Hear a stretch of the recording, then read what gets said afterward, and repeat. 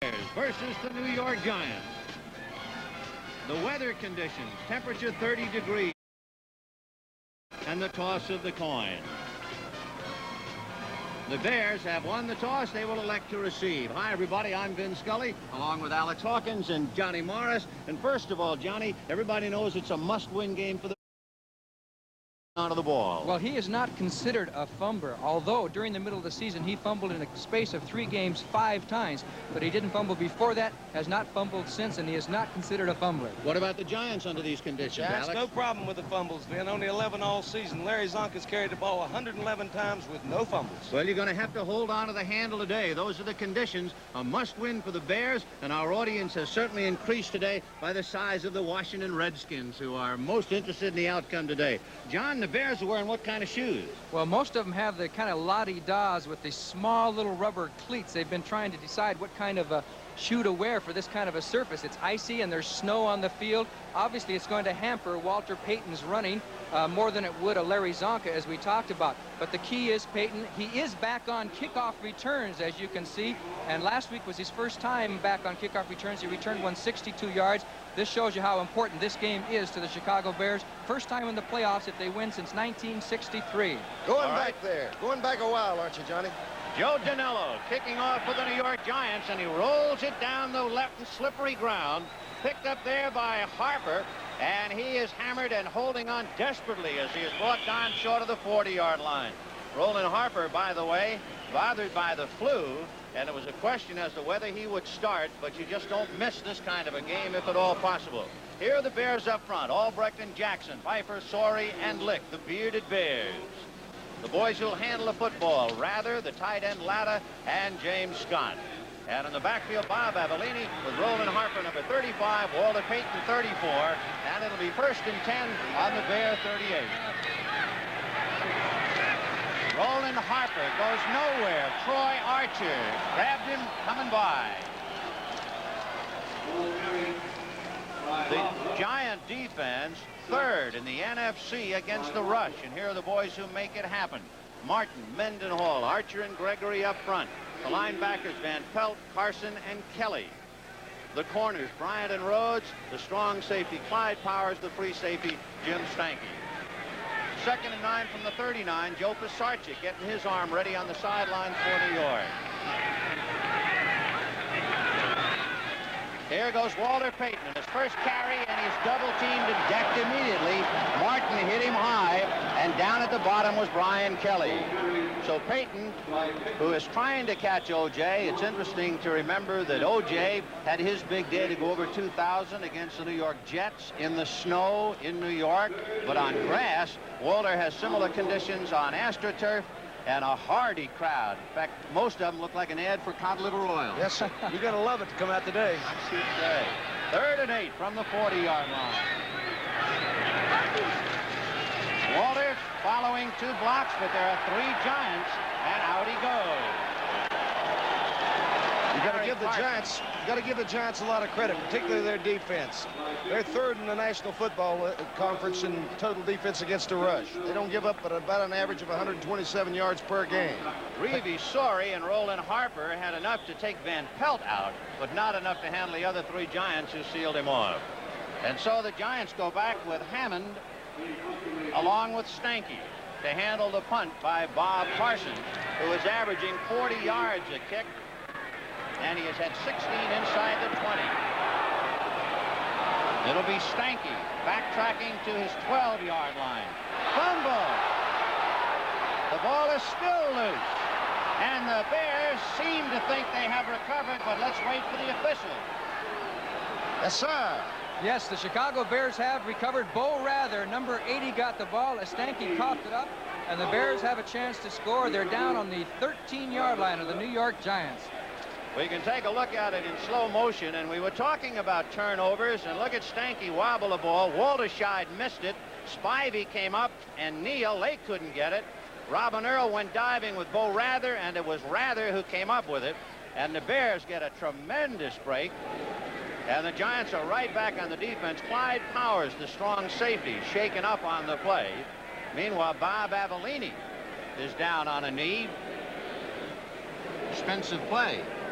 This is a big break for the Bears because of the fact that they went through a lot of emotional ups and downs, I would imagine, yesterday. Watching Washington, they won the game, and then Detroit scored first on Minnesota last night because they could have been in the playoffs before this game began. So now they've got to get themselves up for another emotional effort as Mike Spivey goes off the field. He is one of their reserve defensive backs, but the Bears have the chance now, and it's going to be a tightly fisted game because it's going to be mostly a running affair. It'll be 1st and 10 for Chicago on the 14-yard line after that fumble by Jim Stanky. The first of perhaps many turnovers under the weather conditions. We'll repeat at the start of the game at the Newark Airport, just down the road here in New Jersey. It was 30 degrees. The low is expected to go to 20. The high, it will balloon all the way to 35. So Bob Avellini, who could not go anywhere in the first sequence, remember he started on his own 38 and the drive picked up only 2 yards in 3 tries, now has it 1st and 10 on the Giant 14. Rather is in a slot inside Scott. Ball to Payton, fumbling the pitch out, and down he goes. Larry Mallory up to fall on him. So Payton unable to find the handle. It should also be pointed out they're all wearing gloves, which should make it a little more difficult. I think so. I never thought that gloves helped anybody on the football field, but we can see the circumstances now. Walter never even got his hand on the ball. The ball hit him and bounced out, and we're going to have a game where there's going to be several turnovers, even though these teams have not been noted for turnovers most of this year. 2nd and 18 from the Giant 22. Roll into Harper. Nailed by Harry Carson as he tried to get inside a block of Noah Jackson. Harry Carson's coming on. He has been a good performer for the Giants. He lacks experience because he's only been around a couple of years. Out of South Carolina State, he's improving every week. Last week had 2 quarterback sacks and a bevy of solo tackles. He leads the Giant defense in tackles. By the way, talking about the linebackers of New York, Brad Van Pelt, number 10, has been selected to play in the Pro Bowl. And deservingly. 3rd and 16, the ball on the 20. Rather is inside Scott, slot right. And there's a flip to Payton as they set up a screen. He fumbles and recovers. He tilted and fumbled, and I believe the Bears recovered the ball.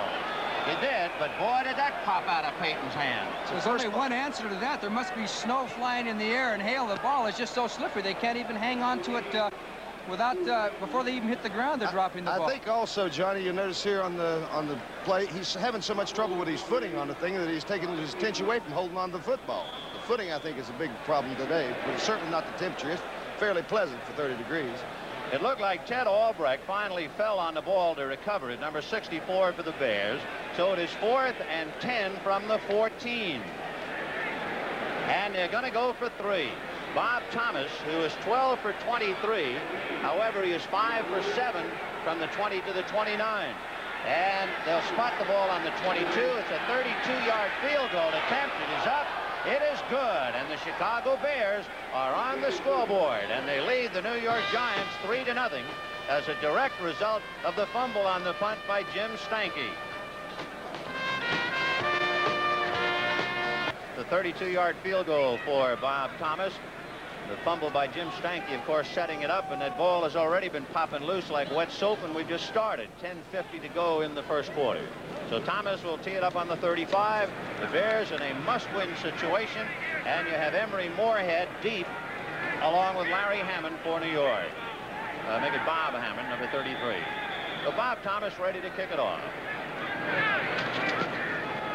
Still not very deep. They can't really get a charge on the ball. Picked up by Willie Spencer, and Spencer gets it out to the 35-yard line, where it'll be 1st and 10 for New York. They have not had an offensive series yet after Stanky dropped the punt. Up front for New York, Gravel, Van Horn, Chandler, Gibbons, and Mikolajczyk. The wide receivers, Robinson, the tight end is Shirk, and then Moorhead. And in the backfield, Joe Pisarcik with Doug Coder and Larry Zonka. And as Alex Hawkins mentioned, 111 carries, no fumbles for Zonka. He could play an important part in the game. Robinson is wide left. Pisarcik on a fake, going over the middle to the tight end, Gary Shirk, and he dropped it. So Shirk was wide open and couldn't hold it. Pisarcik. I don't think he can believe it. Actually, Shirk was so open. If he had caught that ball, they had a 40 or 50-yard play on that one. The Giants come out throwing. They have not been a throwing team for most of this season. And by the way, Shirk is not wearing gloves. Up front for the Bears, Hartenstein, Osborne, Rydalch, and Newsom. With Buffon, Hicks, and Muckenstern. In the linebackers, Ellis, Livers, Fensick, and Plank. 2nd and 10 from the 35. Scott wide right. Instead, it's Coder out across the 40-yard line. Muckenstern on his back, and down below, number 54, and that would be Hicks, Tom Hicks. Jerry Myers is in at defensive tackle. Jim Osborne has had the flu for the Bears all week, and apparently he has not recovered sufficiently. So number 74, Jerry Myers, has moved in at the defensive tackle spot. There he is now, number 74, Jerry Myers, 6'4", 245, out of Northern Illinois. So it is 3rd and 4 from the Giant 41. Spencer and Coder in the backfield, and it's Coder straight ahead, and it would appear he has his first down. Flag on the play, so let's double check. Chicago Bear defensive end, I believe, moving that time. Was that Harkenstein? Or is it Harkenstein? Which is it? There he goes. Number 73. Mike Hartenstein, guilty of the infraction. However, was he drawn off or not? Nope. Meanwhile, Cincinnati leading Houston 3-0. A 27-yard field goal by Chris Barr. 10:50 in the first quarter. Offside. Defense, number 73. There is Coach John McVay, 46 years old, out of Bel Air, Ohio. We're trying to finish on a winning note. Played high school ball at Massillon, Ohio. College ball at Miami of Ohio. 1st and 10 from the Giant 46-yard line. It's still Coder and Spencer. Robinson is left and Scott right. Play action fake to Coder, and Pisarcik down the middle. He's got Gary Short. Dropped another one. Same play. Same exact play, Ben. Gary Shirk from Moorhead State, and he has dropped 2 in the wide open area. And Pisarcik does a good job of taking a little something off of it, knowing that they're having trouble catching the ball. He just laid it in there real soft, didn't he, Johnny? It looked like he tried to turn and run before he had that ball in there, and it was soft. It was right in the stomach. Those are the kinds that you usually don't drop. The receivers will drop the ones that are on the fingertips or on the hands, but when they get the body on it, usually they'll grab it. There's Jennings, Dave Jennings, loosening up. He'll be asked to punt if they don't get the ball moving. 2nd and 10 from the Giant 46. Play action fake to Coder again. The other side, he's got Emory Moorhead. And it'll be a first down to the Bear 35-yard line. I think the New York Giants have said this is the last game of the year, and we're going to go all for broke as Pisarcik goes back and hits Moorhead coming across. And I'll tell you, Gary Shirk is open again as the tight end coming across the field. But nice maneuver. Alan Ellis makes the tackle on the play, and you don't beat Alan Ellis too often. Pisarcik drilled that one. He said his softness, taking something off of it, hadn't helped. I'm going to throw it on in there. The Bears are 13th defending against the pass, so the Giants are trying to exploit that. 1st and 10, they spot the ball on the 36. Another fake to Coder, and another pass to Robinson, and Livers brings him down inside the 25-yard line. That will be another first down. Little Jimmy Robinson from Georgia Tech was drafted by the Atlanta Falcons. Watch the play action here. Good protection today for Pisarcik so far. Jimmy probably the biggest deep threat that the New York Giants have. He's had 80-yard touchdowns, a couple of them this year. All right, let's look at that left side. Gordon Gravel and Doug Van Horn. Van Horn, one of the better offensive guards in football. And I'll tell you, Kotar was wide open out of the backfield on that last play. 1st and 10 from the Bear 23-yard line. The Bears leading 3-0. Big Willie Spencer is jammed up as he gets to the 20-yard line. Spencer playing for Zonka right now. We had not heard any reports that Zonka was ailing. But they're using Spencer, a 2-year man at a Massillon High School. No college. Willie did play in the Canadian Football League. So that might give you an idea why he'd be at home in this weather. There aren't too many Giants who are sitting by that heater who feel at home, and that'll give you some idea of the playing conditions. Ain't that pretty? 2nd and 8 from the 21.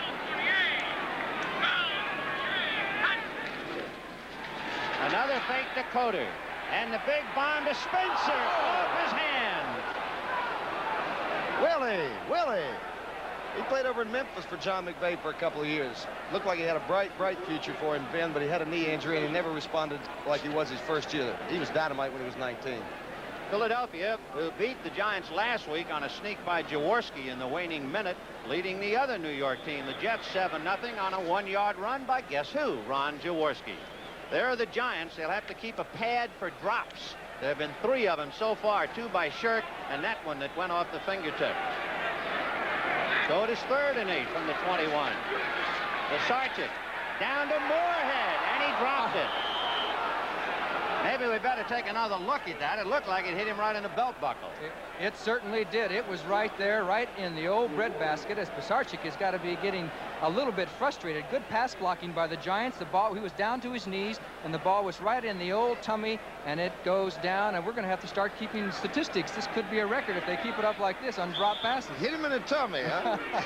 Joe Danilo is 11 for 19 in field goals. They will spot the ball on the 28, so it's a 38-yard field goal, and in that distance, he's 2 out of 4 this year. Danilo kicks. It is good, and the Giants are on the scoreboard. So the name of the game is football, and that's the name of this one. The Bears 3, and the Giants coming back with 3 to get even with 7.5 left. So the Giants get even on 9 plays, 65 yards, although they must feel somewhat frustrated. There were 4 big drops on Joe Pisarcik passes. They settled for Danilo's field goal to get even. So Danilo is kicking off, and again, it'll be a squirter on the ground, picked up by Johnny Musso at the 18-yard line, and Musso is out in the open, and Mallory finally throws a block at him and brings him down just as he gets across midfield. Otherwise, Musso was off and running. Take another look at the pride of Alabama. And they're keeping it on the ground. They do not want to kick to Walter Payton, but they better watch out. The Italian Stallion's got the ball, who has lived in the shadow of Walter Payton since he's been with the Bears, and then he slides another 10 yards, but that doesn't count, does it? He's not used to that either. He's an LSU boy. He doesn't know what that ice is. Well, Larry Mallory made that block, a 33-yard return by Musso.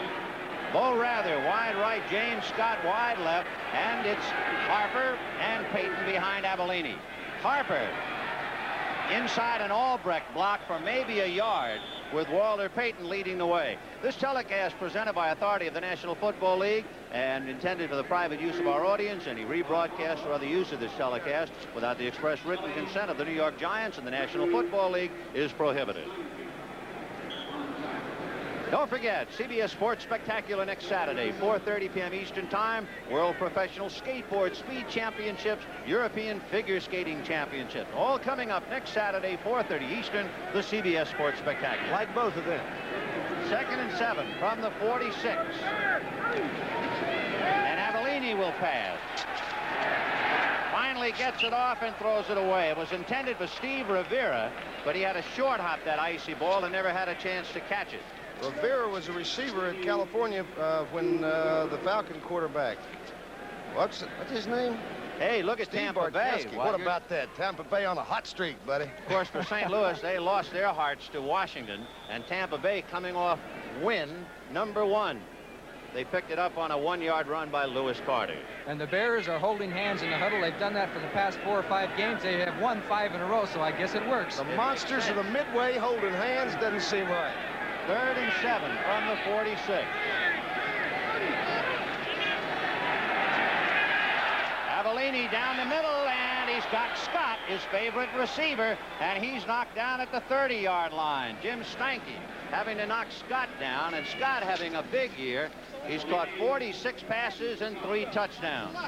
And watch Avellini as he goes back. He stays in the pocket, holds his ground, waits for the receiver to open up, and Scott, who has caught 15 in the past 2 games, caught it in the breadbasket and hung on to the ball because he was really hit. He's caught, what, 14 passes in the last 2 weeks? That's his 15th. That's right. That's a 26-yard pass completion for Avellini. 1st and 10 on the Giant 30-yard line. And the backs are split. We'll see if he passes again.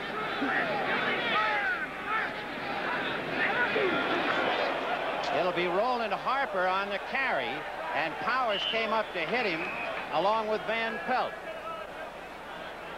One thing about passing the ball today, and Van Pelt is shaken up, his left hand or arm hurt on that play.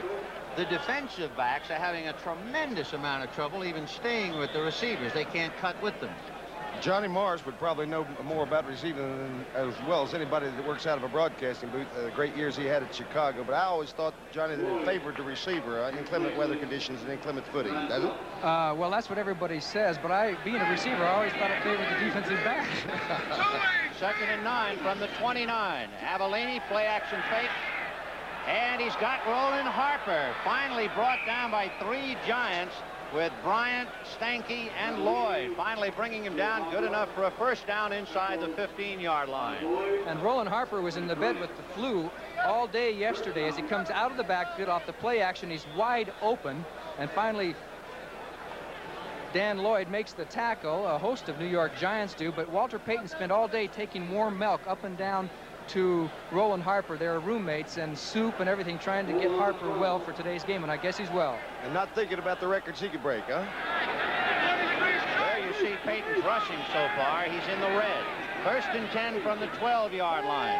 Avellini wide to Payton, makes a good catch. Lloyd pushes him, and then Rhodes knocks him out of bounds. Walter Payton having 2 touchdown receptions this year, not known as a pass catcher, more of a runner. Does a good adjustment right here. It's a hard ball to catch, looking over that left shoulder and have to come back all the way across. Shows me a little something, then keeps his balance before he's knocked out of bounds there by Clyde. But no, it's not Powers, that's Stanky. On the sidelines, the other Bears trying to get ready in case they're called. But for the moment, it is 2nd and 6 on the Giant 8-yard line. 4 minutes, 32 seconds left in the first quarter. Philadelphia, meanwhile, leading the Jets 14-0. 2nd and 6 from the 8. Avellini to Payton. Nowhere. And the first man to make contact was Harry Carson, the middle linebacker, and then Brad Van Pelt, number 10. So Payton, who was -4 on 3 carries, can't cut it all on the icy surface on that last play. Let's take a look. And if we go by statistics, he now has to get over 200 yards to break O.J.'s record. The Giants are just there. There's Carson in on the tackle, and they so far have got the aim in on Walter Payton. The Bears have been moving the ball via the pass, not Walter Payton. Herb Lusk of the Philadelphia Eagles is the only back to run for over 100 against the Giants this year, and he broke 70 on 1 run. 3rd and 4. Harper. George Martin at the very bottom was able to grab him, and then the rest of the Giants came up. Giants defense only gives up about 127 yards per game rushing. They're real good at that. They're 3rd in football, as we said. Bob Thomas is coming in with the field goal team. Thomas, who put them on the board with a field goal a little while ago, and then Danilo came back to tie it up for New York. Thomas's previous field goal, one of 32 yards. The ball will be spotted on the 14, so it's a 24-yard field goal attempt. He's 5 out of 7 from this distance this year. He kicks. It is no good. So Bob Thomas is denied as it hits the upright and bounces away, and the Bears and Giants are still knotted up 3-3. A replay of the frustrations of Bob Thomas. And Johnny Morris, he had a frustrating kick earlier this year. Yes, that was last year against Oakland, 28-27. He hit the goalpost with a couple of seconds to go, so Bob is saying, what do I have to do? 1st and 10 for the Giants on their own 20-yard line. And Zonka is now in there, and he's going to carry. And there's a flag on the play. Larry Zonka's first carry. And seeing Zonka, a man who has been around a while, 9 years, reminds us the Washington Redskins, watching this ball game, their veteran club, sweating every moment of it out. Our congratulations to all the winners, condolences to the losers in the NFL, and a special pat on the back. Good news out of Minnesota. Jim Marshall will wait on this. Offside. Defense, number 73, first down. Mike Hartenstein, guilty of the infraction by the Bears. We understand out of Minnesota that Jim Marshall, whom I had read quoted as saying he was going to retire, has decided he's going to play another year. Oh, not another one. Yep, he'll be 40 years old and scampering next year, and we're delighted to hear the news. 1st and 5 from the 25-yard line. Zonka stacked up, and at the very bottom is Jerry Myers, number 74 of the Bears. Do you think that George Allen of the Redskins is on pins and needles now, sitting at home watching this game? It must be a frustrating day, and we do have to congratulate George Allen and all the members of the Washington Redskins who were written off for dead several weeks ago, and somehow, some way, they are this close. Well, they call George Allen any number of things, but nobody's ever referred to him as anything but a heck of a coach. What a job he does. 2nd and 3 from the Giant 27-yard line. 2:22 left to go in the first quarter. A 3-3 tie. Hammond is the deep man as a fake to Hammond. Pisarcik setting up and throwing over the head of Gary Shirk, and that's the first time that Pisarcik has missed a receiver. Well, that's the same play they've been trying to complete where Shirk dropped the ball. This time the Bears had it covered as number 54, Tom Hicks, dropped back into the zone, and he had Shirk very well covered, so the Bears finally caught up with that play. Take another look at Hicks. Tom Hicks, the middle linebacker for the Bears, picking up his man Gary Shirk. And he's done a heck of a job since taking over the middle linebacker spot about 5 games ago. He is out of the University of Illinois. He's been a difference, hasn't he, that defense? Pisarcik, by the way, comes in with a percentage of completion of only 43. Spencer is in the backfield with Zonka, and it is Zonka trying to burrow his way for a first down, and it's very close. Just depends upon where they spot the ball, and from our angle, it would appear as if he's made it. Yes, he did. He made it by 2 3/4 inches. There you go.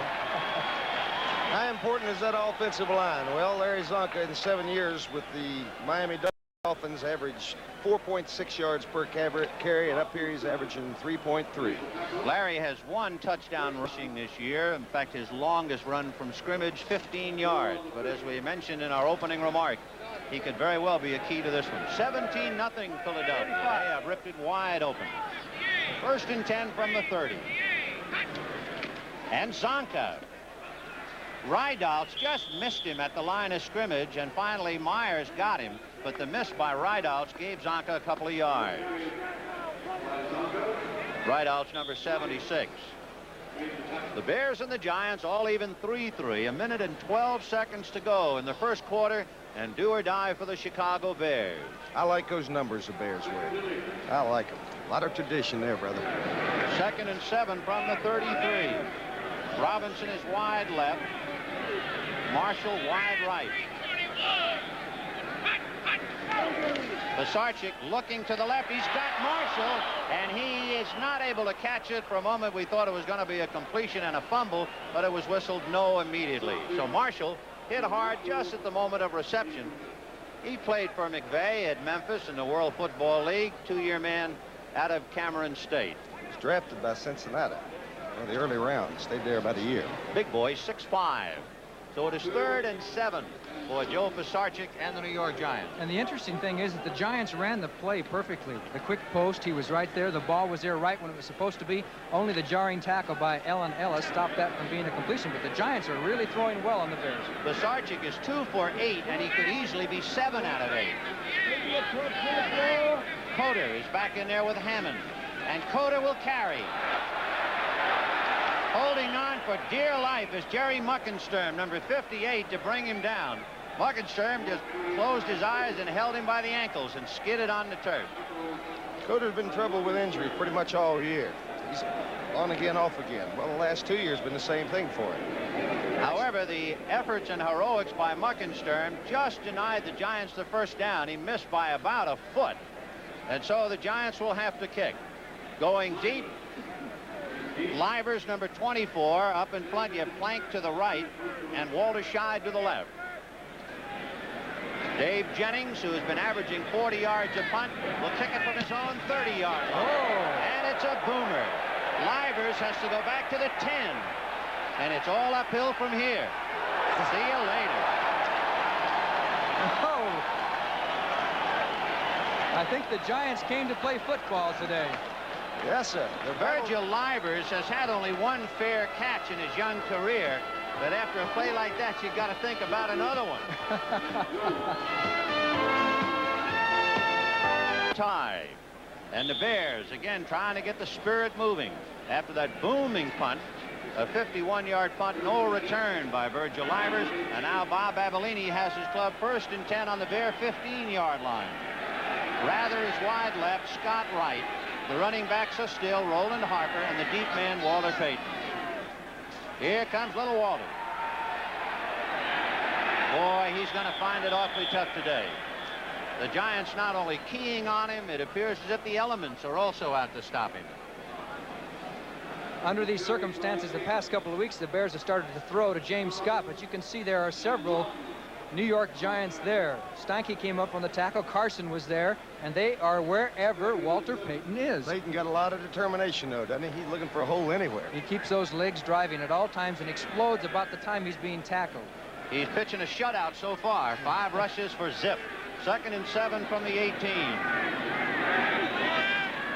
Avellini fakes once, fakes again, and Troy Archer, just eats him up. A 2-year man out of Colorado. Oh, he's going to be a fine football player. He's young, still improving. Just in his 2nd year. Last year was the #1 draft choice. He's 2nd in sacks on this Giant team with 9.5. Only Mendenhall has more. He has 10.5. And I think we could probably credit the Giant defensive backfield on that, because Avellini had 2 places to go. They were not open, and then Archer put the clamps on him. So good defensive backfield work. Yeah, he got off 2 pumps. 1 to the right, then he looked and pumped to the left, and then it was all over. 3rd and 11 from the Bear 14-yard line. Rather is left, Scott right, and the tight end, Latta, is on the left side. And Avellini hangs it up and deep, no good. Intended for Bo Rather, and Rather does not catch too many. Coming into the game, he had only 16 catches, 2 of them for touchdowns. So the Giant defense thoroughly stifling, and look at the crowd, what crowd we do have, and it's a remarkable turnout. And Scully, this is kind of a homecoming for you. You grew up around here, didn't you? Yeah, I did. Not exactly here in Jersey, but spent a good part of my life in New York. Yesterday, a magnificent day, and it turned around to come up like this today. I do change this time of year. It's the old story. If you don't like it today, wait a minute. Here's Bob Parsons. He got 1 booming punt off, and he'll be kicking from his own 5-yard line. Harper back there to block, and he gets it away. It'll be, let's see, Hammond and Robinson, and it's Robinson. And Jimmy Robinson gets across the 40-yard line, does a great job of holding on to the ball, even though he was hit by Campbell, who tried to take the ball away from him. So the Giants will put it in play with 13:35 to go in the 2nd quarter in a 3-3 tie. Game, the no-shows will be an interesting number, but it is a remarkable, well-equipped crowd that came to see this one. Who is that masked man? No masks at all. 1st and 10 from the Bear 39. Moorhead is right, Robinson left. Zonka and Spencer, the running backs. Larry Zonka running into people shy of the 35-yard line. The New York Giants have 2 ways to go at you. They have their bull backfield in now with Zonka and Spencer, and of course they have the combination of Hammond and Kotar, and they intermix them. But now they're going to go for ball control apparently, because they got the bull backs in there. Zonka and Spencer, to define the word bull back, each weighing 235. Marshall is wide right, and Robinson left. Here comes Willie Spencer with Zonka putting on a block. Zonka tried to meet Doug Buffone and take him out of the play, but Buffone did a good job of sliding off Zonka's block and stacking up the play. As he has for the past 11 seasons. In fact, you can watch Buffone, number 55, and immediately we wonder, where is number 50, Wayman Bryant? He has 2 bad shoulders and has been injured. He's been bothered by it all year, and they're just so bad that he just can't play today unless it's an extreme emergency. So Muckenstern got the start. So it is 3rd and 5 from the 33-yard line. Robinson left and Moorhead wide right. Here comes Spencer. Again, Zonka hits Buffone, but coming up and tripping him is number 45, Gary Fensick.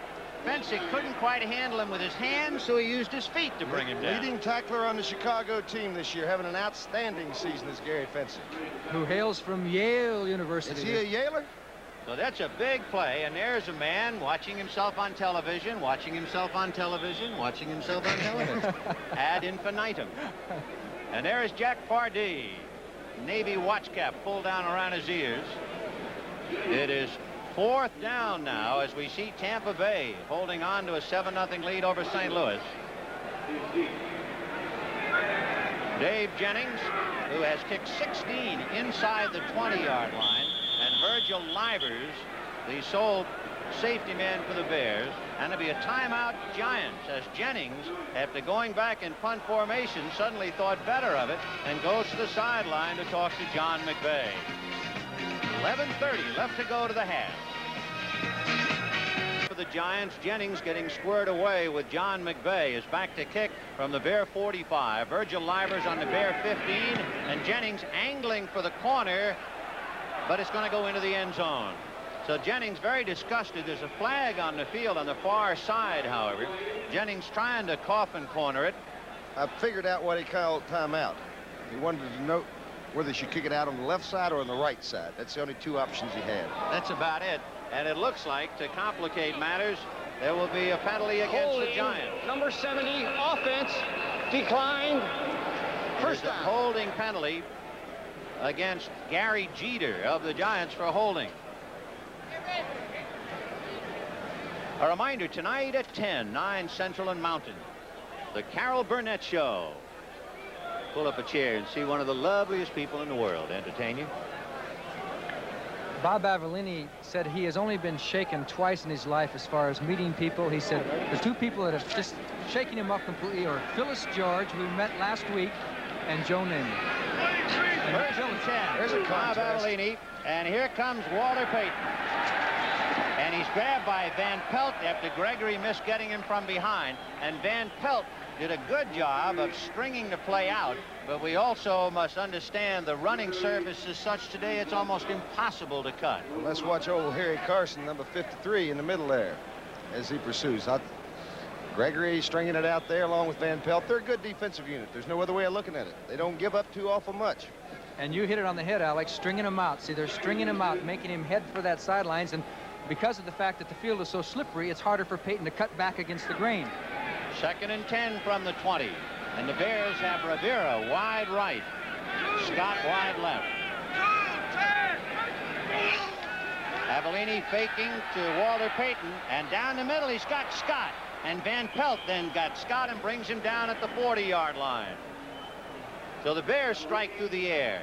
And in this cold, rain, and sleety day, it looks like the pass is going to be the big part of the game. And I don't think Scott went faster than half speed as he came down, felt the zone, just came in across the middle, beat the triangle, and was there for the reception. He had 45 going into today's game. He could win the NFC title if he has a big day. Yeah, he was third coming into today's. Just see that little play action hold Harry Carson just enough to keep him out of the pass pattern that time. Moved it to the 41, 1st and 10. Rather wide left, and Scott goes wide right.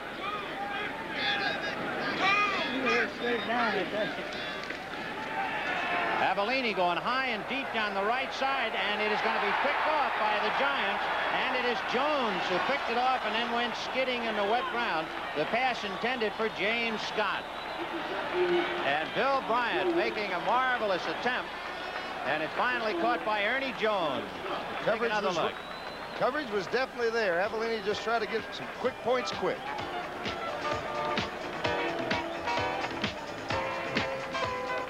Bears trying to stay warm. You can see a little hail bouncing off their helmets as James Scott puts on the gloves to keep his hands warm. But it's the Giants who have the hot hand now. 1st and 10 from their own 23.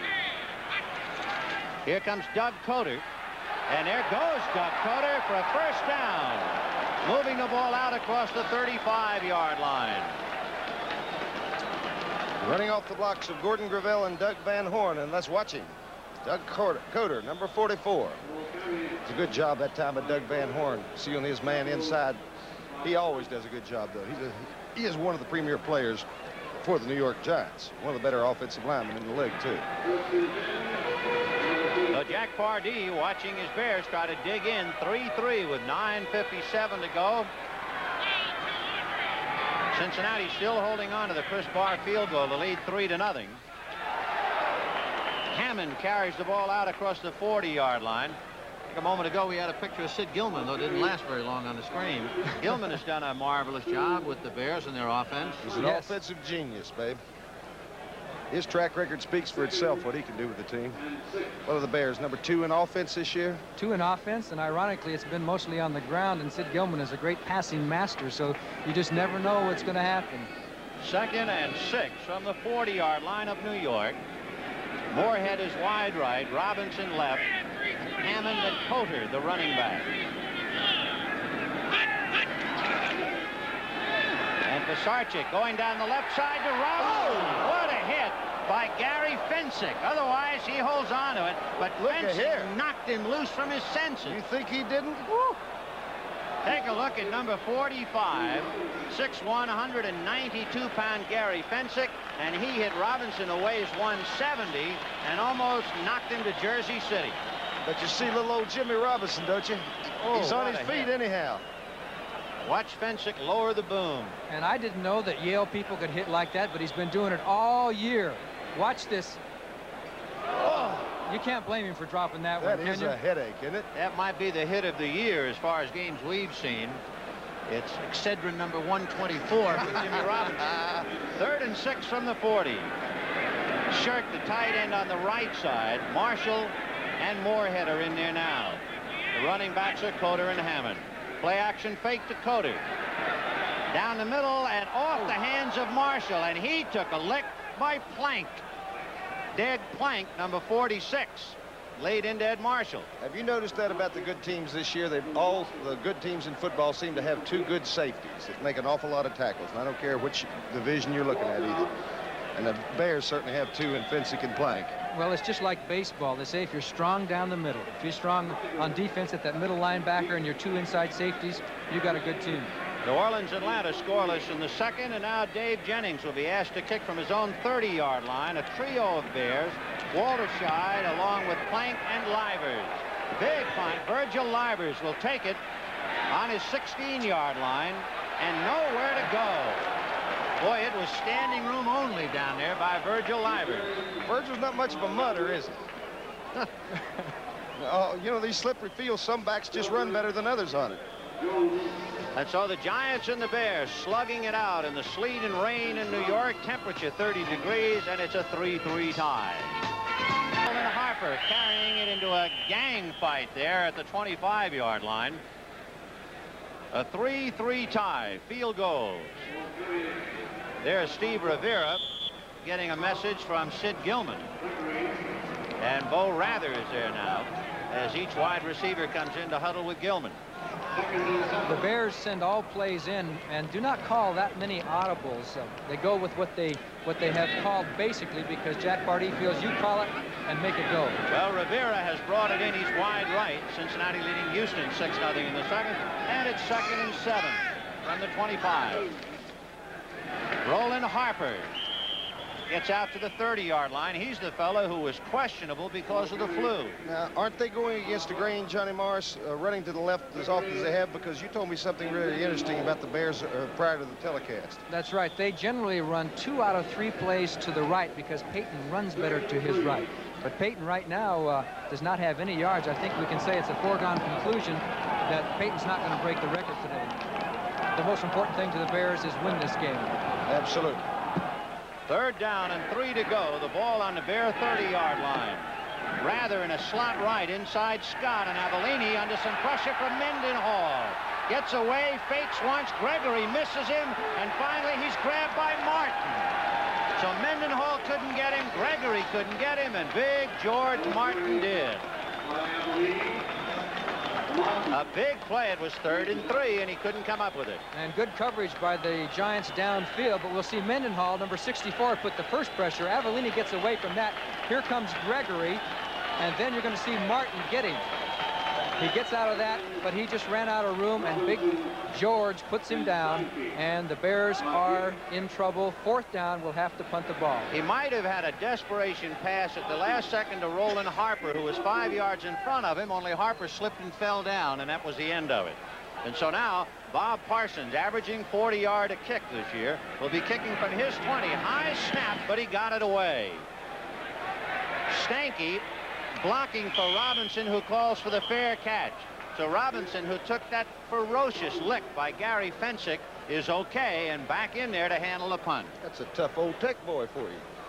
Boy, 170 pounds. He wants to play, though. That guy, I've never seen a guy work any harder. Next Saturday at 4:30 p.m. Eastern Time, the CBS Sports Spectacular. And what a great show. World Professional Skateboard Speed Championships. The kids will love that. and all the grace and glamour of the European Figure Skating Championships next Saturday at 4:30 on the CBS Sports Spectacular. 1st and 10 on the Giant 28. And here goes Coder. And Coder went nowhere. Jerry Myers in there. And for Jerry Myers, playing in place of Jim Osborne, he did a fine job. Take another play at number 74. Plays off the block and makes the tackle with some help from Ron Rydalch, who leads the Bears in sacks this year. Go to 2nd and 8. The ball advanced to the 31. A pickup of 2. Marshall is wide right. Robinson left. The running backs are Coder and Hammond.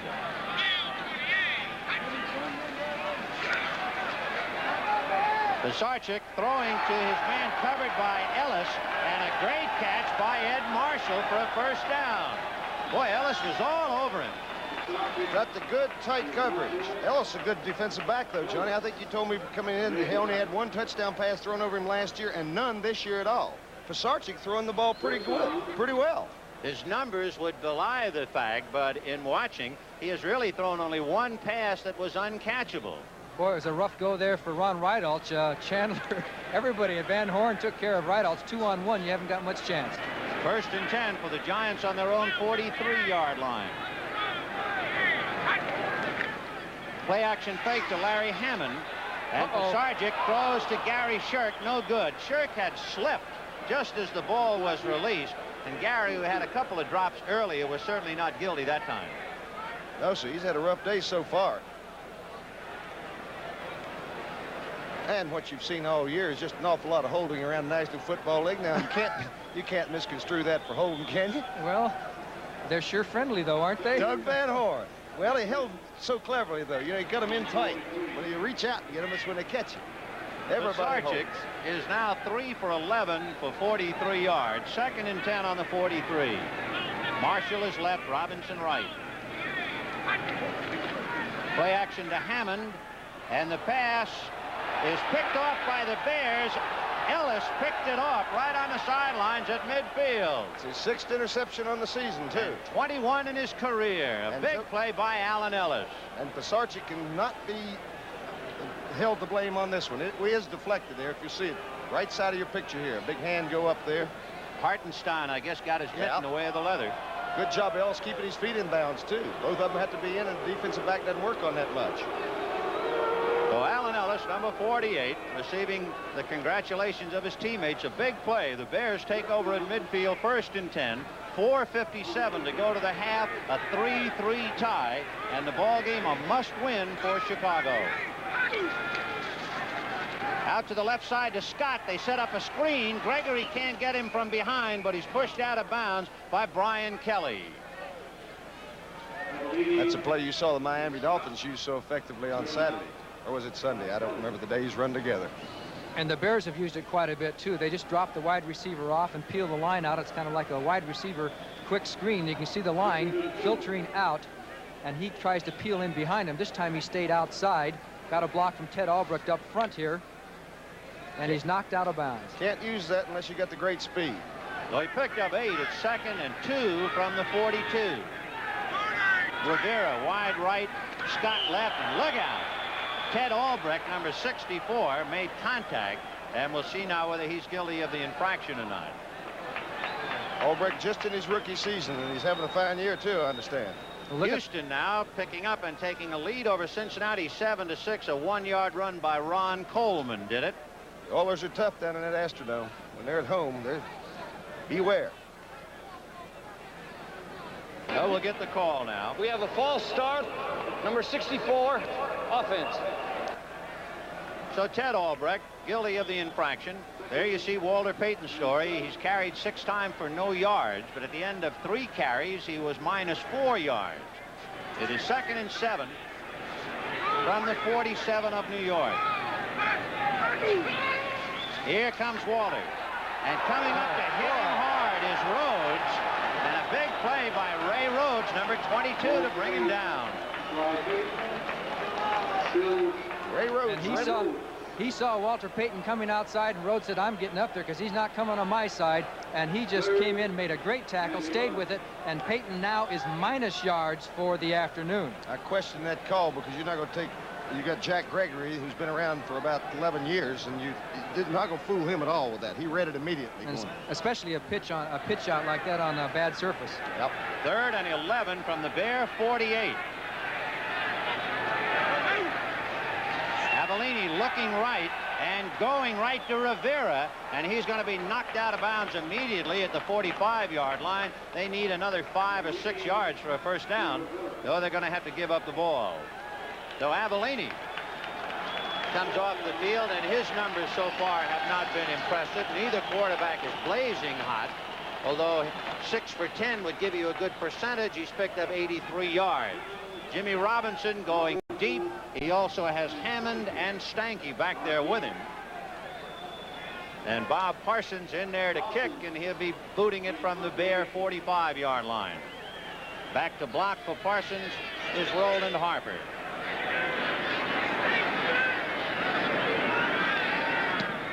So Parsons gets it deep, and Robinson fair catching the ball, and it will go into the end zone. So they bring it out to the 20-yard line, where the Giants will put it in play. 1st and 10.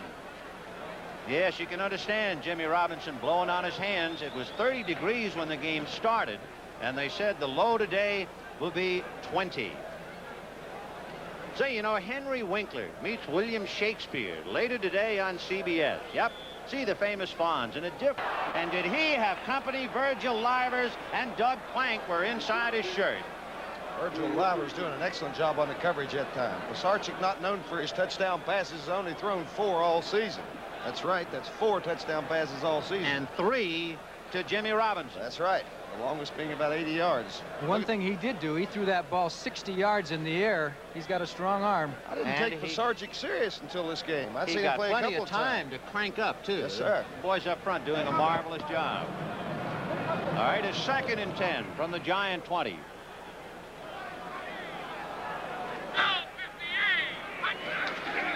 Doug Coder. And Coder wide open for the first down.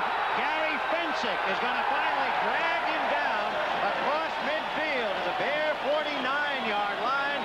1st and 10. Hello, Santa Claus. And the Giants having a little bit of success with that left side. Van Horn, 63. You see him holding his man right on in there, kicking Newsome out. Poor tackling right there, but the rest of it, good running. For Coder, his longest run from scrimmage this year, a 27-yard scamper. And that time, 1st and 10 to the Bear 48. Carl Chandler making a good block there on number 74. Who dat? Jerry Myers, of course. And then he runs over Virgil Livers, sure 24, and tries to straight arm on Fensick, but Fensick hung with it. 1st and 10 on the Bear 48-yard line. Larry Zonka. And there goes Zonka through a hole. And finally brought down by Doug Buffon. So Zonka moves the ball just inside the Bear 40. Remember, the Giants started this drive on their own 20-yard line. Here's another look. And watch Larry Zonka just wade through there. Nikolajczyk and Gibbons throwing the blocks there. Shirk coming in and sealing, getting in somebody's way. Zonka, how many times have you seen him make runs just like that? 8 and 9 yards at Miami was nothing at all. Tampa Bay making it a habit now, leading 14-0 in the 2nd quarter, and the Giants have it 2nd and 1 on the Bear 39. Play action fake to Zonka. Pisarcik throwing to Shirk, no good. Gary was just able to get his right hand on the ball and couldn't hold it. Van Horn, along with Gary Gravel. Boy, are they up in the trenches trying to give Pisarcik enough time.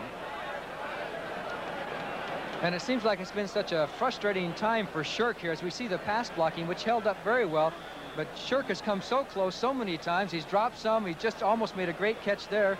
And you get the feeling he's going to do something big before the game is over. Van Horn doing a big job on rideouts. Don't forget halftime, Brent, Phyllis, and Lerb. 3rd and 1 from the 39. And there goes Zonka. And he squirts through. First down. And he is across the 30-yard line. Again, working that left side. Larry Zonka, big play. Let's look at it again. Van Horn. Dogs taking that inside charge again. Missed tackle there. The Giants are on the move at the 2-minute mark. Some marvelous Giant blocking. Middle linebacker Tom Hicks of the Bears appeared to meet Zonka, but then he slipped off him, and Zonka rumbles for the first down to the Bear 29. Meanwhile, Atlanta leading New Orleans 14-0. The latest score, a 2-yard run by Haskell Standback. So far, the Giants have rushed for 99 yards, and the Bears have rushed for 19. That stinks. Don Reeves has come in at middle linebacker for the Bears, replacing Tom Hicks. All right, 1st and 10 Giants on the Bear 29. Zonka and Spencer are in there now. Pisarcik to Shirk, and the tight end has it. Takes 3 licks, but holds on to it for a first down. Finally, Jerry Shirk held on to it. They needed that. Boy, they took some pops at him, too. They sure did. You see the way he hung on to that ball? He said, I'm not going to drop this one. It was right in there. He was open. He got it with the 2 hands, took his licks, and held on to the ball as Fensick, Ellis, and Doug Buffone all in on the tackle. So it is 1st and 10 on the Bears 16-yard line. 1:28 to go to the half. A 3-3 tie. Pisarcik looking right. Pumps once and drops the ball, and the Giants fall on it. Ron Rydaltz, number 76, stirred up all the pudding on that play, and the Giants are fortunate they held on to the ball. Carl Chandler never found that ball either. He couldn't figure out what the commotion was behind it. Timeout for the Giants with 1 minute and 5 seconds to go to the half. A 3-3 tie. Field goals by Joe Danello, and then the clutch one by Bob Thomas. Thomas, however, missed one. And so with 3-3, and the Giants are on the move. Do you realize, thinking of this offensive team of the New York Giants, that not one single player out of the 11 starters was an original draft choice by the Giants? Something Did you look that up last night? I looked it up last night. Yes, sir. It's that time again. The NBA on CBS, and it'll be Buffalo Braves versus the Cleveland Cavaliers. Sunday, Christmas Day, December 25, 12:30 p.m. Eastern Standard Time. I hope there aren't any married men with children on either team. Ben, let me ask you something. You're from around East. Exactly where are you? Where did you grow up here in New York? Well, I was born and raised in the Bronx, and then our family moved over to New Jersey, north of here, and then eventually, and it's hard to realize it, 20 years ago, went to California. Went showbiz. Huh? Went to Hollywood. No, went to Pacific Palisades. Well, let's see, 2nd down and 14 to go for the New York Giants. 1 minute and 5 seconds to the half, and a 3-3 tie. And of course, for the Bears, Washington Redskins won, Minnesota Vikings won. The Bears must win, or Washington goes to the playoffs. Houston leading Cincinnati 13-6 in the second, and we have 2nd and 14 from the 20. Pisarcik is going to send it up again. Down the middle, Willie Spencer. And Plank, along with 2 more, finally bring him down. The middleman, Don Reeves, along with Plank. Good job of coverage there by Doug Plank. Good job of holding on to the ball by Willie Spencer. Take a look at it again. Look at it like the middle linebacker does. Harry Short coming down and getting jogged there a little bit. Willie Spencer. You see the coverage there. Everybody there where they should be. So the ball on the 15-yard line, where it is now 3rd and 9, and the backs are split. Spencer and Coder. Pisarcik to Coder. Inside, Gibbons run, but he didn't get enough. They're playing Mike Gibbons, number 79, who was picked up as a free agent, and 79 Gibbons was trying to open up the hole for him. It didn't quite work. 4th and 4. They're going to let the clock run way down before they call their timeout so that the Bears wouldn't have a chance to do anything after the field goal or after the missed field goal. Oh, you can see the clock running down, and now timeout is called with 6 seconds left to go in the half. Joe Danello, number 18, who has already kicked 1 field goal. Danello's field goal, 35 yards. And he is now coming in to try to get the Giants out in front. He's been pretty consistent all year for the Giants, hasn't he, Ben? Well, Danello's numbers read as follows: 19 out of 20 in point after, 12 out of 20 field goals. but inside the 30-yard line, he is a perfect 6 for 6. All right, yeah. So the ball is on the 12-yard line, and Joe Danello trying to make Washington a very happy city, at least for halftime. Joe got a nose on him, doesn't he? And he's trying to get that all the slush and get a clear spot so they can get the free kick right without any obstruction for his foot. Larry Mallory will hold. He'll spot the ball just inside the 20-yard line, so it'll be about a 30-yard field goal attempt. It is up. No good. Way off to the right. And you know what? He slipped just as he started to kick the ball. He slipped and lost his balance and then had to go through, and that's why he missed it. So it's another factor in this all-important ball game.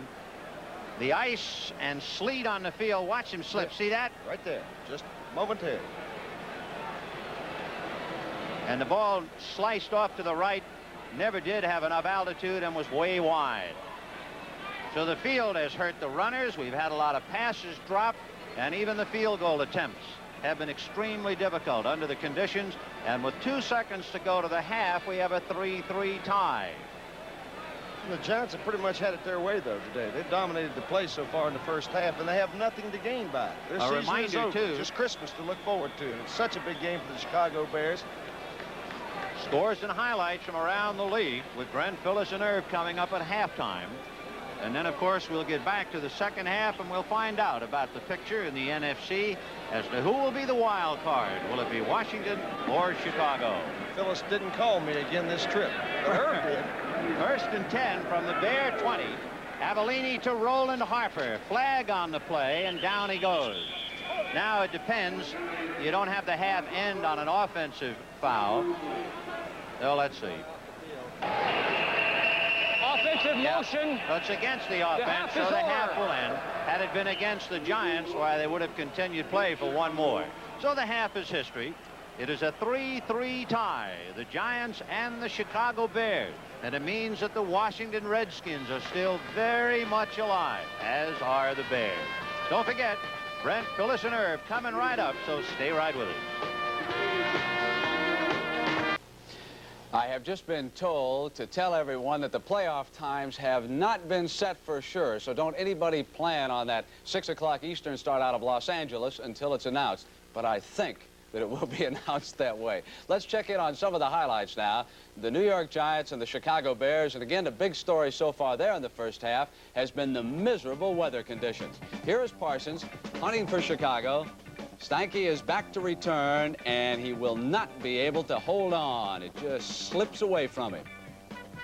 Bo Rather pounced on it. Chicago, though, could not score. They had to settle for a field goal. 3 points instead of 7. And the Giants responded with Danello's 38-yarder. So Danello and Thomas are tied at 3. And here's Payton being dumped by Ray Rhodes. That was late in the second quarter. And, of course, now he will have to have a spectacular second half. So it's just too bad, Irv, because he really doesn't have a chance to even take a shot at O.J. today. You know, you hate to see great athletes have to work under such terrible conditions because you know that record, even though he said it's not important, was uppermost in his mind. But down in Atlanta, the Falcons lead the New Orleans Saints by a score of 14-7. And second quarter action here, Woody Thompson drives in for the Falcons to take an early 7-0 lead. Bartkowski goes to the air on this particular play, Britt, and hits Farmer right down to the 14-yard line, setting up Haskell Stanback, who does the rest. He goes down to the 1, and from there, Stanback goes in for the touchdown. And Atlanta takes a 14-0 lead, and the Saints had to be wondering, uh-oh, don't tell me it's going to be like Tampa Bay last week. But late in the second quarter, Archie Manning comes through as a Henry Childs. They get on the board, and it ends there at halftime. Atlanta 14, New Orleans 7. Down in Tampa Bay, Irv mentioned the Buccaneers. They are trying this afternoon to win their second straight game against the St. Louis Cardinals, who have to be way down mentally after losing 3 in a row and dropping out of playoff contention when they appeared to have a playoff spot wrapped up. That gave evidence of that. Hart's pass picked off. Here is Huff now directing the Buccaneers, going to Novak on the 20-yard line. And here's a touchdown that makes a little Buccaneer history. The first time they were able to get 6 in the first quarter of any game in their history. Now Huff going long to Morris Owens on the 25. And Morris just runs it in. It was 14-0 before the Cardinals rallied. And it was Hart going to Ike Harris on the 10-yard line. Here's Wayne Morris for the score, 14-7. And we've also got some plays now from Milwaukee, where the Green Bay Packers are playing the San Francisco 49ers. We'll see what the weather is like there in comparison with the game conditions that are besieging the Bears and the Giants this afternoon. We'll see if they have a lot of snow. It doesn't look all that bad, does it? Looks a little bit better there. Here is Plunkett, back to pass, and it is Willie Buchanan picking it off. As a matter of fact, that turf looks excellent in Milwaukee this afternoon. Marco, field goal, 27 yards, and 3-0 is the score of that game. And the NFL Today will continue on CBS in just a moment. The preceding announcement was brought to you as a public service by the National Football League. Why, once again, everybody, I'm Vin Scully, along with Alex Hawkins and Johnny Morris. You can tell who are the two rough and tough former football players and who is the fella from California. Not the case at all. I can't afford a coat. I tell you about you guys. I didn't come here to win or lose. I came here to survive. But anyway, the Bears came in here to win, that's for sure. The Giants are doing more than surviving.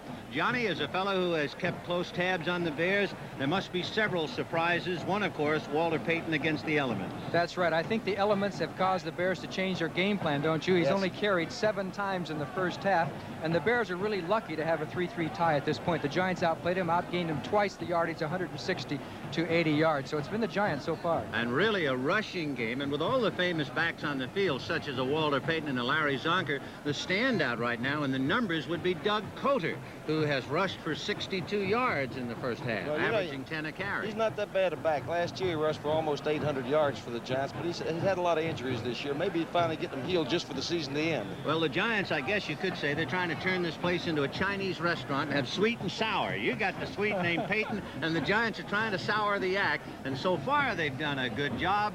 But we'll see now about the adjustments that might have been made. Here are the numbers, and the blinking was enough to make you blink. Rushing yardage for the Giants, 103, and for the Bears, only 12. And let's see, as far as first downs go, the Giants 9-3. Passing yardage, the Bears have a slight advantage, 72-57. Total yards, it's double for the Giants, so it's been all New York so far. New York also pointed out to us at halftime that its quarterback, Joe Pisarcik, who is not known as a great quarterback, but probably the best day he has ever had as a Giant quarterback was, oddly enough, in the snow against Cincinnati. So maybe a couple of years in the Canadian Football League for Pisarcik, this is his kind of element. Yes, sir. If it's anybody's element. We'll find out if it's anybody's ball game. A 3-3 tie as we await the start of the second half. For those who were not with us earlier, the weather indeed a factor. It was 30 degrees at game time. We have had rain and sleet. The field is covered with a light covering of snow and ice. And as we see Pisarcik warming up, we can point out that there were 4 vital drops in the first quarter on the Giant drive that led to a field goal and not a touchdown. Then we had Bob Thomas attempted field goal, hit an upright and miss. We saw Joe Danello slip in the ice and miss his field goal, and consequently we're 3-3 as we await the start of the third quarter. And it shows how deceiving statistics are. Pisarcik is 5 for 17. If you looked in the paper and saw that, you'd never believe that he could be 10 or 12 for 17. And then you remember Gary Shirk dropped 2, Moorhead dropped 1, and as you said, boy, John, he could be having a big day right now. As it is, he is even. Well, the Giants will receive, so Pisarcik warming up on the sideline, ready to come back in. Larry Hammond, along with Emery Moorhead, deep. We have not had a deep kick for a lot of reasons. One being that the kickers, whether they are kicking off or trying for a field goal, have to approach the ball very gingerly. And you immediately look to the men up front. You have Spencer, Coter, and they might handle the ball as it falls off the tee. That's how slippery that field is. And look at the field as you look down. The only areas that are cleared it off are the yard markers themselves. The rest of it really icy and slippery. It's a very difficult runway for all concerned. But here we go, 3-3 at the start of the third quarter. This one to Coter, to the 35, to the 40, still on his feet and dragged down. And Mel Rogers, number 51, the first man to hit him as he crossed the 40-yard line. So the Giants have excellent field position, and Doug Coder, who rushed for 62 yards in the first half, is averaged 10 yards a carry. He's been very important. 1st and 10 on the 43. Coder and Willie Spencer are the running backs. Slot left with Moorhead inside Robinson, and that puts the tight end Gary Shirk on the right side. In motion goes Moorhead. And there goes Coder, trying to go around a Willie Spencer block, and he has his first down. Willie Spencer leading the way for Doug Coder. Absolutely correct. Willie Spencer doing an excellent job that time. Take a look at number 27 coming out of that Giant backfield. Coder number 44 with the ball. Doug Van Horn getting just enough of it. Spencer staying with his man. He moved Jimmy Robinson out there blocking somebody. They've had success through that, running to the left the whole first half. They're going to come back out and do the same thing again. Well, Willie Spencer able to move Jerry Muckensturm, and that opened the door for Coder. 1st and 10 on the Bear 45. Larry Zonka.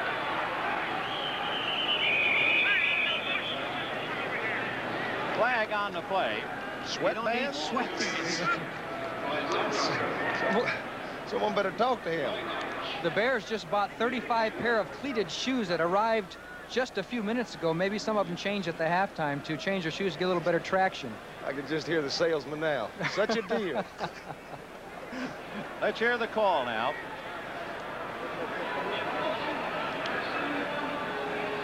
In motion, and it was Gordon Gravel, number 71, if you were able to lip read that time. James Scott trying to keep those hands warm. He's the one applying sweatbands to keep the shirt sleeves tight to the arm and actually keep body heat in.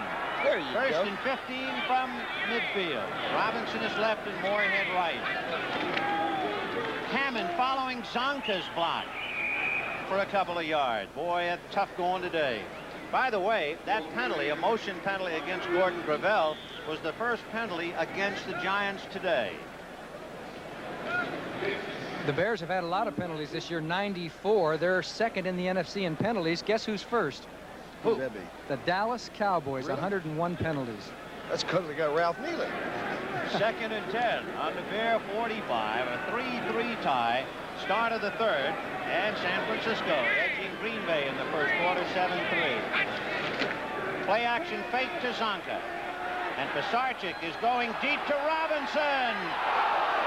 What a great play there by Livers. Virgil Livers right there, stride for stride with Jimmy Robinson. Boy, he is no slouch on his coverage. On a field like that, the offensive man, and I firmly believe, has the edge on a defensive man. He's running backwards and knows where he's going. Look at this, how he puts that right arm in there at just the last second, because if he gets near Jimmy Robinson, he's just apt to catch it. Beautiful job by Livers. Virgil Livers, one of 10 children. He has 3 brothers and 6 sisters. He is quite a scrambler. They call him Mighty Mouse. And even though he's not very big, 5'8", 178, they tell me Livers can bench press 290 pounds. 3rd and 10 from the 45 of the Bears. Marshall in motion to the right. Doug Coder trying to go outside. And finally grabbed down by Plank and skidding out of bounds inside the 45. So the Giants are unable to move. Dave Jennings and the kicking team will come in. The Bears switching to get their punt receiving unit on the field. Len Walderscheid and Virgil Livers, and also Doug Plank. 3 men going deep. Livers standing on his own 15-yard line, and Dave Jennings, as you see, has kicked very well. He has also kicked 16 out of bounds inside the 20. He'll be kicking from his 45. It's over the head of Plank. Out of bounds on the Chicago Bear 4-yard line. The 17th time this year that Dave Jennings has kicked one inside the 20, and the Bears have a long way to go, all even with the Giants, 3-3.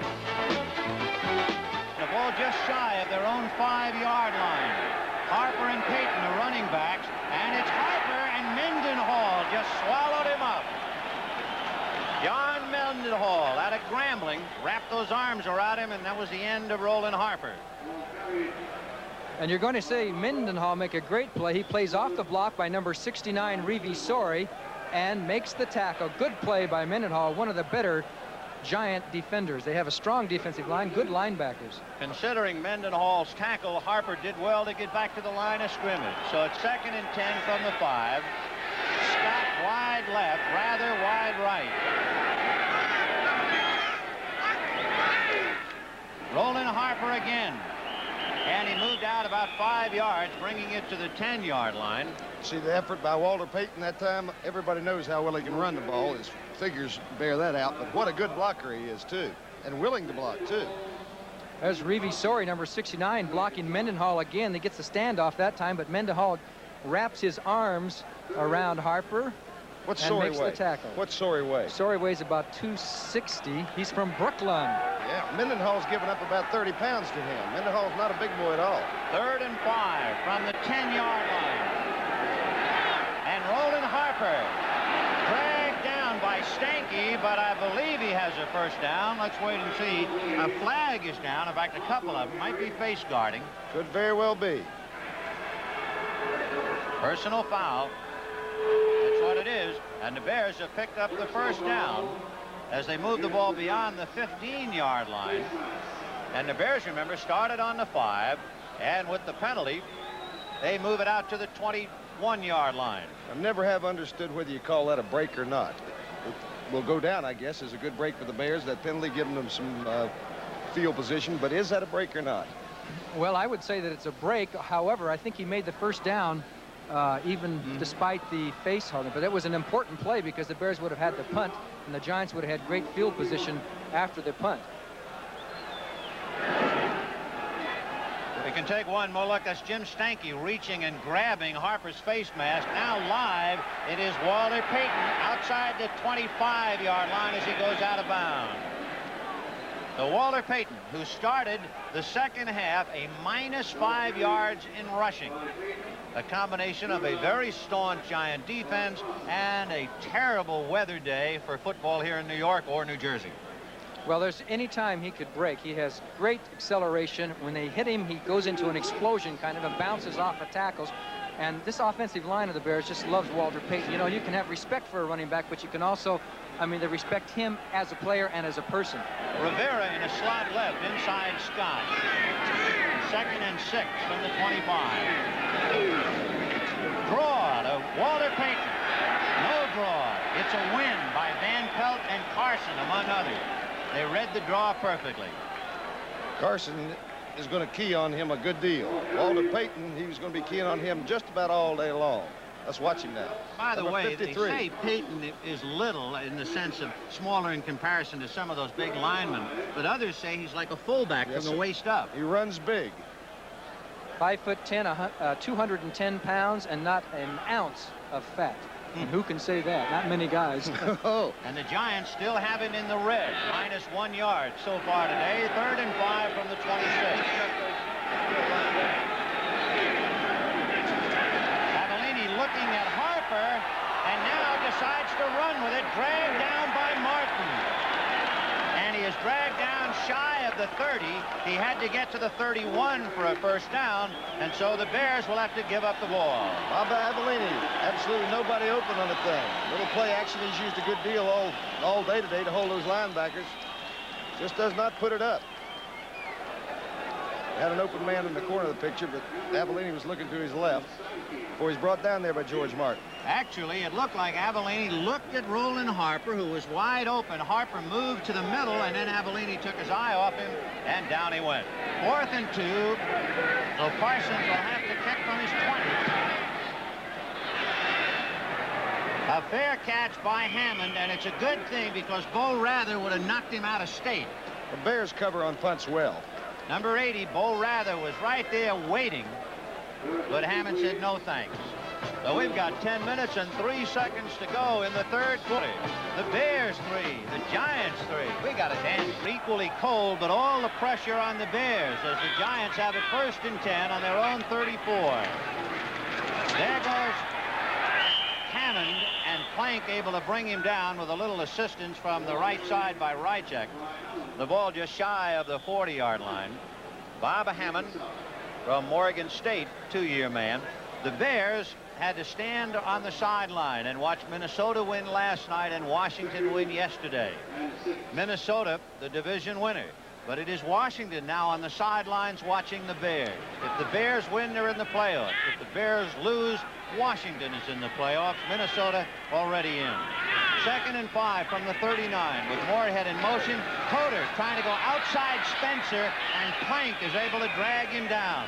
Willie Spencer trying to open up that left side. Coder unable to cut. You try to stay off the ice. You stand on a yard marker. You'll stand on anything to keep warm down there. Plus, you can see they do have the cleated shoes. Some of the Bears have changed their shoes with those 35 new pair that they got at halftime, so they can hopefully get a little bit better traction. 3rd down and 4 to go for the Giants. On the Giant 40-yard line, Marshall in a slot left inside Robinson. That puts Shirk, the tight end, on the right side. Marshall in motion. Sarchik is going to dump it off to Coder, and he can't hold it. And Fensick just comes up and buries him anyway. If you're moving, Fensick's going to hit you, whether you get the ball or not. Gary Fensick, who had the hit of the day against Jimmy Robinson earlier, also let Coder know that if you're coming out my way for a pass, I'm going to sting you again. And he's another Bear that had a touch of the flu yesterday. There's been a lot of players on both teams that have had the flu, but I guess when things are important, you weather the storm. Well, they're not taking care of themselves out in that weather today. Dave Jennings, who kicked one out to the Bear 5-yard line, will be kicking from his 30. Livers, Walterscheid, and Plank are deep, and Virgil Livers is standing on his 15, and it's a muff, loose ball, picked up by Livers, and down he goes. He was never in possession when he muffed it, so that ball was loose. But then Virgil able to pick it up again. And number 31, Ernie Jones, had a chance to recover that, but he was so intent on the tackle that he didn't know the ball was loose until it was too late and he had passed the ball.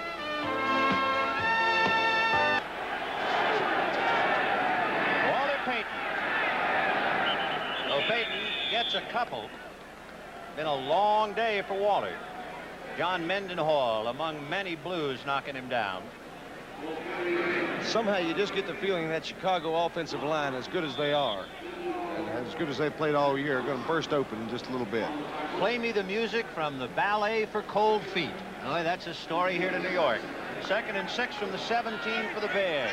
Scott wide left, Rivera wide right. Avellini handing off to Roland Harper. And Harper has to fight to get to the 20-yard line. They may hold Walter Payton down today, but they can't hold both Paytons down. Did you see what Eddie Payton did yesterday for Detroit? Some of the Giants sitting on specially constructed benches, as are the Bears. The heating unit is behind the bench, and it feeds heat underneath the bench. Bud Grant must be going crazy looking at those benches. He's turned the set off. 3rd and 2 from the 20. Rather in a slot left inside Scott. And the backs are split, so Avellini is going to give to Payton. And he bursts through. Whoa, did he? And Payton gets himself a 1st down. Boy, his legs are alive, aren't they? The determination, you can just see it in this man. Give me any kind of hole and I'm going to break it. And you see the good blocking up front there. And look how look at it. Still running. The legs are alive. Clyde Powers went over his back. Stanky finally brought him down. 1st and 10 as Payton moved the ball out to the 28, and Payton is in the black now. 11 carries, 11 yards. He had been minus most of the first half.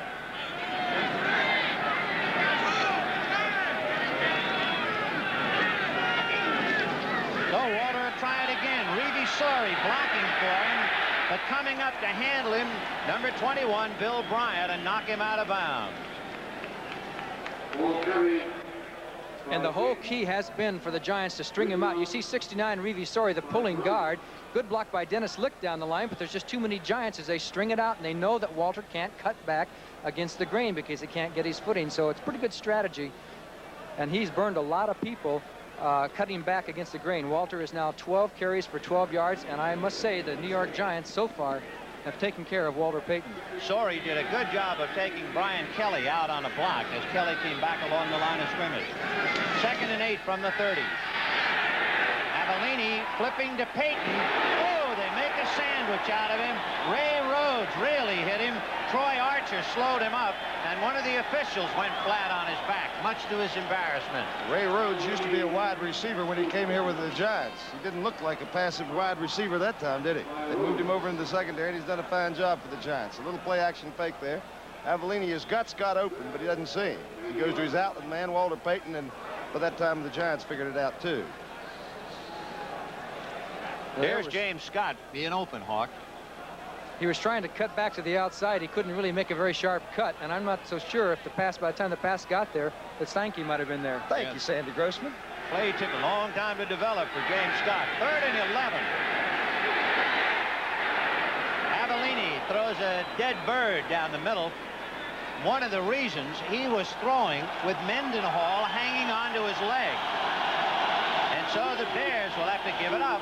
And once again, an ovation for the Giant defensive squad. And Mendenhall and Jack Gregory, Troy Archer, George Martin, the front four, doing a fine job. Are you sure the Giants can't get in the playoffs? You know, that's right. They are playing like a ball club that's very much alive. They've been doing it defensively all year. Only one team, the Dallas Cowboys, gained about 184 yards against them. The second time they played with Tony Dorsett, they only gained 80 rushing against them. They can play. Parsons will have to kick from his 15. 3 Giants back, Stanky, Robinson, and Hammond. And the punt will go, fair catch by Robinson, and he bumps into Hammond, and watching both of them is Bo Rather. Every time you look down a punt, there is Rather, number 80. Well, if there is a weakness, the Giants are not stopping those outside men coming down on punt coverage. They've got to stop them, but the game remains a 3-3 tie. On 33, Moorhead in a slot inside Robinson. And in motion goes Willie Spencer. So Zonka, the lone back, furrows up the middle. John McVay getting kind of conservative, I guess you'd say. He's doing what they do best, straight ahead blocking, handing the ball off to the big backs, getting what he can. Prior to that play, the Giants had rushed for 129 yards, and the Bears for a total of only 43 yards. So the Giants have really been able to attack on the ground, although they're even 3-3. 5:34 to go in the 3rd quarter as McVay and the Giants look on. 2nd and 7 from the 36.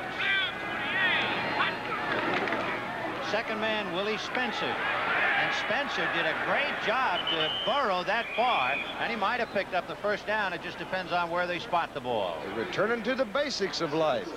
Straight at him. Spencer, who did not go to college, played in Massillon High School.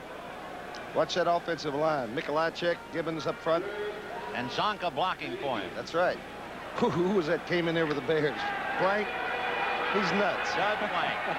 So it is 3rd and about a foot on the 43. Zonka and Spencer. Zonka. And Larry Zonka barreling for what appeared to be the first down, and he got it. Doug Buffone, the linebacker on the left side for the Bears, number 55, was hollering to move up to his secondary because he just knew that Zonka, prior to the call, looked like a nervous horse. He was pawing at the ground to clear off the ice and get some traction, and it told everybody in the ballpark he was going to carry. And Doug Buffone is great at looking at how the backs line up. If their weight is forward, whether they're going to go forward or to the side, and that's one of Buffone's strengths. But they still picked up the first down. 1st and 10 on the Giant 44. Zonka again. And he's taking people with him. And he is right on line with the first down chain. Let's see if he got it. Larry Zonka running out of memory. Good blocks there by Carl Chandler and Doug Van Horn. Just a little fold block there, you see. Mike Gibbons with a good block, too, but most of it Larry Zonka. He ran over Doug Plank, among others, after Jerry Myers had a shot at him just about on the line of scrimmage. He just kept on moving. 2nd down and inches for a first down on the Bear 46-yard line.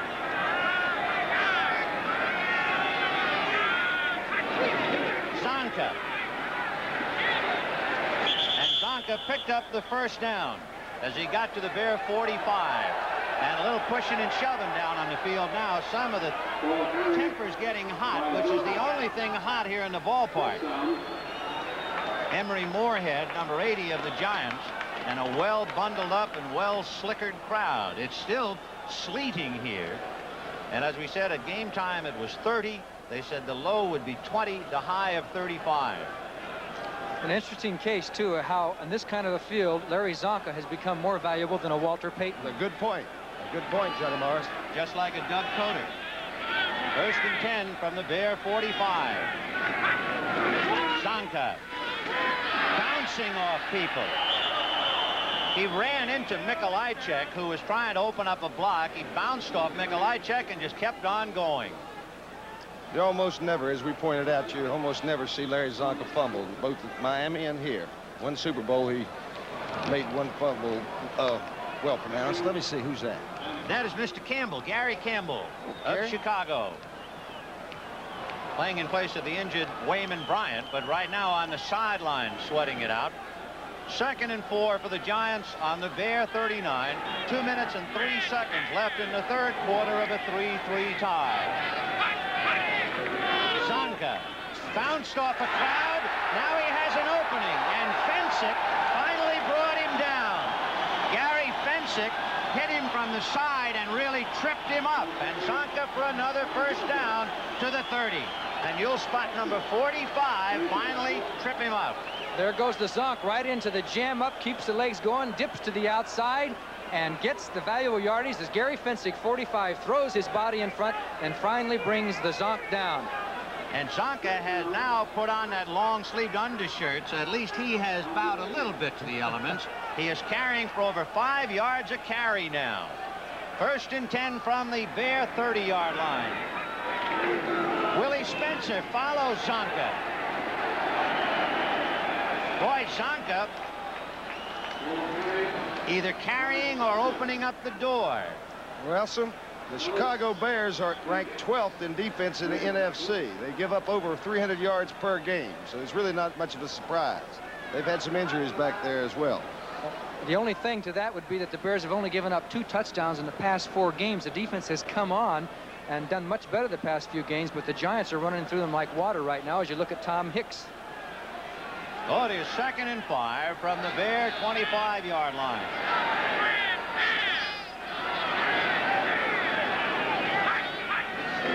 Larry Zonka. And again picking up yardage because of his tremendous leg power. Meanwhile, Atlanta leading New Orleans 21-7. Most recently, his second touchdown of the game, a 7-yard scamper by Haskell Stanbag. Now you get a shot of the entire Giant line and the running backs just pushing the Bears back, just out muscling them. Nothing fancy, just pure muscle. Clock running down on the third quarter in the sleet and cold in New York. And that's the end of the third quarter with the score. The Giants 3, the Bears 3. We now pause for a word from your local. Now for 175 yards. Larry Zonka dragged down by Tom Hicks. In comparison to the Giants 175 rushing, the Bears only 43 yards on the ground. The big runners, Coder for 77 yards and Zonka for 67 yards. And Walter Payton, 12 carries, 12 yards. Have you seen Zonka slip at all yet? It's amazing. Everybody else slipping, not Zonka. So there it is. You can see he's a little better than 5 yards a carry. First and 10 on the Bear 19-yard line. Zonka. And this time he ran right into Mike Hartenstein, and that was the end of the trip. Big number 73 hammered him, and Zonka is finally stopped. It was Coder who did most of the running for the Giants in the first half, and it has been Zonka who has been doing the bulk of the running in the second half. Well, the Giants came off a tough loss to Philadelphia last week. Their defense limited the Philadelphia Eagles to a total net yardage of 108 yards and still lost the ball game. It is second and 9. The ball on the Chicago 18-yard line. 13:45 left in the game in a 3-3 tie. And a must-win for Chicago. Larry Zonka inside Spencer's block, and he just runs over Virgil Livers, and he leaves Livers in the ice and snow at the 7-yard line. Look at Virgil. Everybody's been out after Virgil Livers today. Zonka just crushed him Livers weighs 178. Zonka weighs 235. And watch the collision. And watch the forearm shiver with his right arm by Larry Zonka. Big hole there, as you see, and look at this. Straight over the top for Virgil Livers. Boy, you talk about a mismatch in size. There was a great block by Spencer on Muckensturm, too, as Virgil Livers comes off the field. If you watch Spencer, the remaining back, watch him kick Muckensturm out of the play, and then Zonka lowers the boom on Livers. First and goal on the Bears' 7-yard line. And this crowd acting as if the Giants are going into the bowls. Spencer and Zonka. And it's Zonka following Spencer, and he gets to the 5-yard line, a pickup of 2.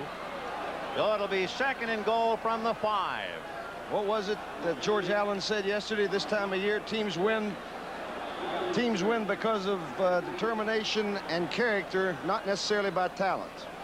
Well, the Giants are certainly souped up and fired up, reflected in the stats, but the ball game is even 3-3.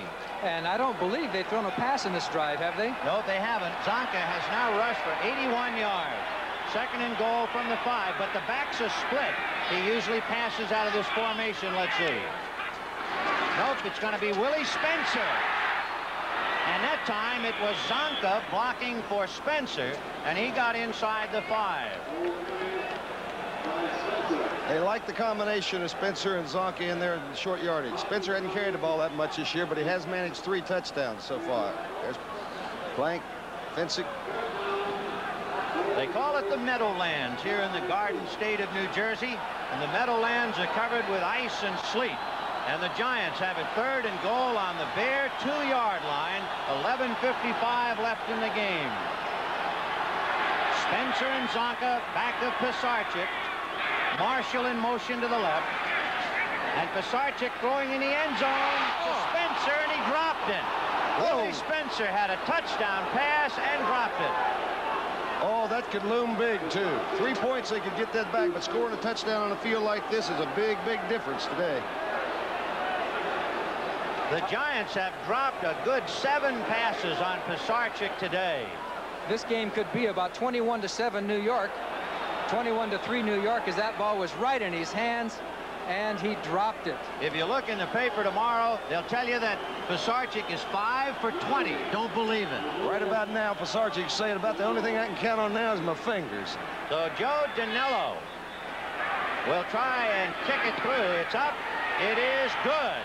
And the Giants, trying to pull the upset, are leading the Bears 6-3 with 11 minutes and 39 seconds left to go in the ball game. The Bears have their backs against the wall. And the Giants are leading 6-3. A knuckleball down the right side, fielded by Len Walderscheid at the 25. And Walderscheid has found an opening.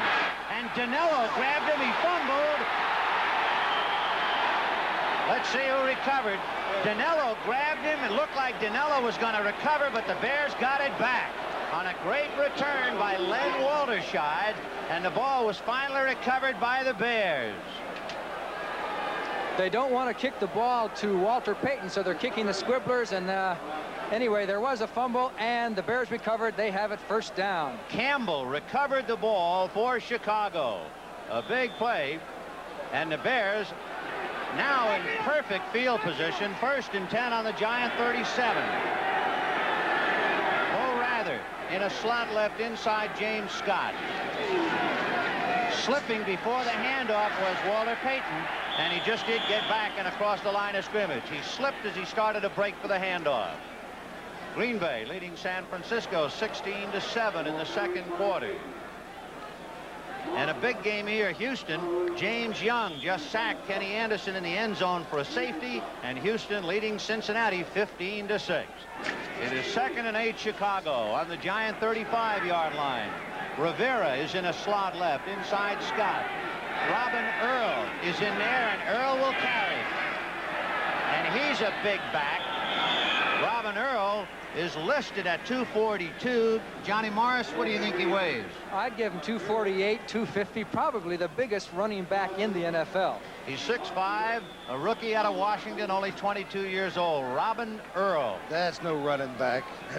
That's a lineman put on the wrong jersey. If he doesn't make it a running back, you can put him at left tackle or something like that. They're going with the same concept. Get the big backs in there and run straight ahead. Chicago offensive line came off the ball that time. All right, 3rd and 4 from the Giant 31-yard line. And Avellini looks and dumps it to Walter Payton, and Ray Rhodes had him by the ankle and brought him down. So Payton was just a sitting duck for Ray Rhodes. I'm telling you, when Payton comes out of that backfield, someone's keying on him. Ray Rhodes, that wasn't his coverage at all over that time, but he had his eyes on Payton the whole time, and that's what a guy like Walter Payton has to face every week. The boys on the bench sitting on those specially constructed benches to stay warm, but most of the Giants are not sitting down. They're up and moving. This is no place to just sit.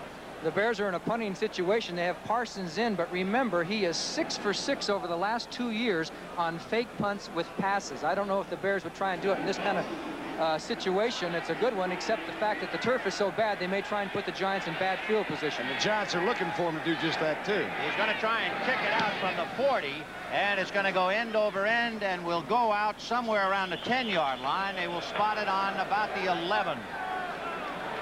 So the Giants take over 1st and 10 on their own 11-yard line. 9:26 left to go in the game. 6-3 New York. Down on this snow-covered field. 1st and 10, and they spotted the ball on the Giant 12-yard line. Coder is in there now along with Willie Spencer. And Doug Coder runs into people as he picks up maybe a yard. So Zonka, who was really doing the carrying and the blocking in the 3rd quarter, is rested now. And for the Chicago Bears and the New York Giants, this is what's left of the year. And whether there will be anything else left for the Bears is still up in the air.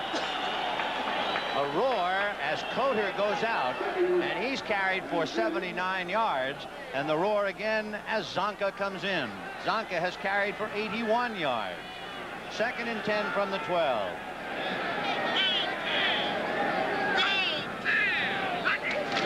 This time Spencer carries behind Zonka's blocks, and Willie Spencer moves the ball out across the 15-yard line. The Giant bench huddling to stay warm over those heaters and leading 6-3. 8 minutes and 30 seconds left to go in the snow in New Jersey. Interesting call coming up now. 3rd down and about 6. Will the Giants take the chance deep in their own territory to keep the drive alive, or will they run the ball again? They'll throw it. They got nothing to lose. They ain't going nowhere except home for Christmas dinner. They throw it. 3rd and 7 from the 15. Robinson is wide left. Marshall is on a wing outside tight end Gary Shirk on the right side. Play action fake to Spencer. And a slip ball, and he dropped it. He was in the act of passing. The arm was coming forward, and that icy ball just slipped out of Joe Pisarcik's hands. Falling backwards down there to try and help him was Chandler. Take a look at Pisarcik now. Let's see where we see it slip off. Good protection there. There it is. Say, I'm going to throw my funny pass at you. That's that'd be one of Kilmer's better throws, wouldn't it? Billy, I know you're listening. I'm just kidding with you. Len Waldershot, who made a fine return, fumbled and was saved embarrassment by the recovery by Gary Campbell, is in the safety position, and Dave Jennings ready to root it out of there. He'll be kicking from his own 5-yard line. Low snap, but he got it away. And it is not a particularly good kick as it goes out of bounds, and the Bears will put it in play just inside the Giant 40-yard line. They'll have it 1st and 10. 7 minutes and 49 seconds left to go in the ball game. And the Bears having to go to the whip now. They're trailing by 3. Giants 6, Chicago 3. 7 minutes and 49 seconds in the ball game. 6-3 New York. Avellini hands to big Robin Earl, who ran right by Troy Archer, but subpoenaed to come into a Giant team meeting, and down he goes. Take another look at big Robin. We can see the blocking. Now watch Troy Archer, though, 77. He had him, and then he looked at his hands afterward and said, where was he? He was looking right. He looked at his hands. He didn't look anywhere else. George Martin had to meet big Robin Earl head on to slow him down. That had to hurt. 2nd and 7 from the 37. Fake to Payton. And a completed pass to James Scott before the Giants swallow him up on the 10-yard line. A big play by James Scott. All right, if the Bears deserve to win, this would be a good time to do it. We're talking about character now. This is their opportunity to go ahead. James Scott, they naturally go, when you're in the biggest trouble, you go to your biggest help. James Scott has been, well, he's been an outstanding receiver for him this year, nearly doubling the catches of any other receiver. Stanky slipped off his head, and so Carson and Van Pelt had to bring him down. 1st and 10 from the 11. Scott goes wide left, rather right. And Robin Earl goes to the 5-yard line. Where'd they get him, Johnny? He's a rookie, but where'd they get him? He was drafted, came out of Washington State. Came out big. And no doubt playing because Roland Harper came in here sick, played as long and as well as he could, and finally, bothered by the flu, had to give way to Robin Earl. I said Washington State. I meant Washington. Though Robin would really kill me after the game. That's close enough, oh. He looks good. 2nd and 4 from the 5. Robin Earl. And he's in there. Touchdown, Chicago. All right. Okay. So the rookie out of Washington comes pounding through for the touchdown to get the Bears out in front. It is 9-6 with 6 minutes and 2 seconds left. And watch that Bear offensive line block. Albrecht, Latta, and then number 39, Robin Earl, just pounds his way through. And that's where that 250 pounds comes in handy, just like Zonka. There's Robin Earl, and it's probably the happiest day of his life because his professional football career is very young. A rookie out of Washington, as I said. And people thought that he might be a little bit too slow at 250 pounds, but he runs straight ahead with the best of them. The other rookie who did a marvelous job was Ted Albrecht, who threw the block to open it up. And Albrecht, a rookie out of California. So now they'll try to make it 10-6 Chicago. And Thomas has it blocked. And so the Giants are still alive, trailing by a field goal, would you believe, with 6 minutes and 2 seconds left to go in the ballgame. Uh-oh. Look out. So Bob Thomas hit the upright on a field goal attempt and missed, and now has a point after block. And for Bob Thomas, he was 27 out of 29 until that one was smothered. Left side of your screen, whoever it was that blocked it, comes in there clean. Look at Jones get up. 75. George Martin, I believe, blocked it. Let's take a look and see if we can pick out who blocked it there. 75, is that right? He came in from the left side. Yep. And it was not Jones who jumped up in the middle. I can't quite make up. Yeah, that was Martin that got him. It was Martin. Sure. What's sure? So Martin keeps the Giants very much in the ball game, within field goal range of tying. Thomas will be kicking and standing deep, squinting up into the snow. Emery Moorhead and Bob Hammond. Now let's see what Thomas does about kicking. Up front for the Giants, you have Watkins and Coder and Spencer in case he comes up short. And they've also added Harold Hart. And it's to the right side. Willie Spencer is going to take it on his 16-yard line to the 20, 25, and knocked out of bounds and fumbled out of bounds on the hit. And holding his hands high in the air was Craig Clemens, who administered the hit. With 5 minutes and 54 seconds to go, it is 9-6 Chicago. Remember, next Saturday, 4:30 p.m. Eastern Standard Time, CBS Sports Spectacular, featuring the World Professional Skateboard Speed Championships and the European Figure Skating Championship. We've got some figure skating here in the Meadowlands in New Jersey. 9-6 Chicago. 1st and 10 Giants on their own 28. Sarchik over the middle. He's got Hammond. And Hammond just did pick up the first down. He almost ran away from the first down. He was going to backtrack to get a better angle, thought better of it, and made the first down by a foot. Bobby Hammond has been so valuable to this Giant team this year. He's the leading rusher on the team. Good return man, and as you see right there coming out of the backfield, underneath those linebackers, a pretty capable receiver. Well, he seems he's lost it there, and he's going to get it back, and that's just exactly what he did. He just did get to the 40-yard line for the first down. 5:19 left to go in the game. Marshall is right. Robinson was left. Over the middle, no good. Intended for Bob Hammond. And right there, Doug Buffon to put a squeeze on him, and John McVeigh, hoping that his Giants can finish up the year on a winning note, losing a heartbreaker last week to the Eagles. He was a player under Woody Hayes and Ara Parsegian, McVeigh was at one time. And Atlanta making life miserable for Hank Stram and the New Orleans Saints, 28-7 in the fourth. Hank is low sick over that. Green Bay leading by 2 at halftime over San Francisco. Number 79. A holding penalty against Mike Gibbons of the Giants, just picked up as a free agent. So Gibbons, because of the holding penalty, the ball is spotted to the 30. Meanwhile, if you're not playing, it is time to practice. And that's exactly what Dave Jennings is doing. He's been called on to punt today, and he has punted well. 1st and 20 from the Giant 30-yard line. Both backs come out, and the pass to Robinson. And Virgil Livers finally puts him out of bounds, but the Giants still need about 6 more yards to get a first down. However, they picked up a bunch in a hurry. 4:56 left to go. There's no question that the Giant offensive line has done well on pass blocking. Pisarcik has had plenty of time to throw the ball. Robinson made a nice move here, and not enough to get the first down, but when you call that deep out pattern, that hook out, you can't go too much further than that. He got about 15, 16 yards out of it. Coming into today's game, the Giants have only averaged well less than 100 yards passing. Pisarcik throwing the ball well. 2nd down, a little more than 5 to go for a first down. The ball shy of the 45-yard line. Pisarcik, again, high pass off the hands of Doug Coder. So Coder, who has run well, he has run for 79 yards, got his hands on it, couldn't hold it. Pisarcik is now 7 for 25. The Bears have been dropping off quite a bit. The best thing to do all year against them on this kind of a situation is to throw underneath.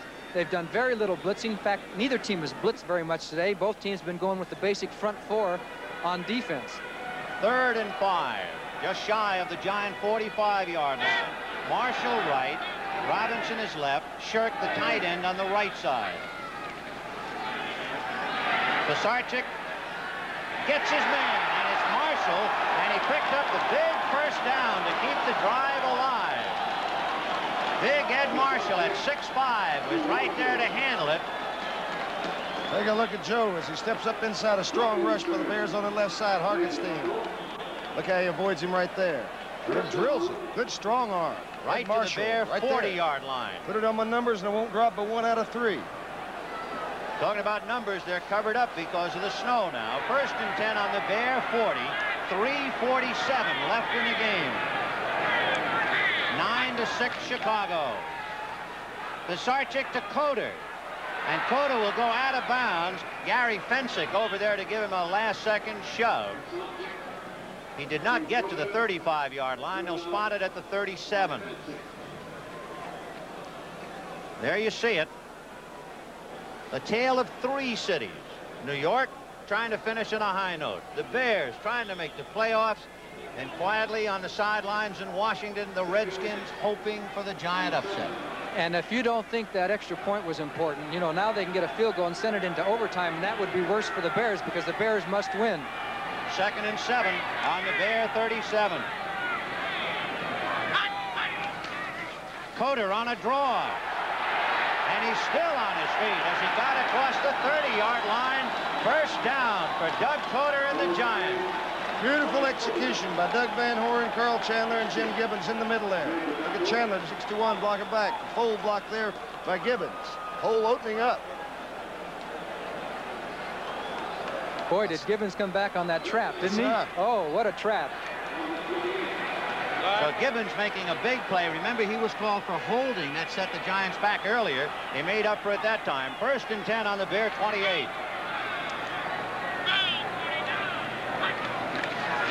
Bob Hammond. Hammond at 5'10", 170 is virtually swallowed up as he hit the line of scrimmage. He'll spot it shy of the 25-yard line.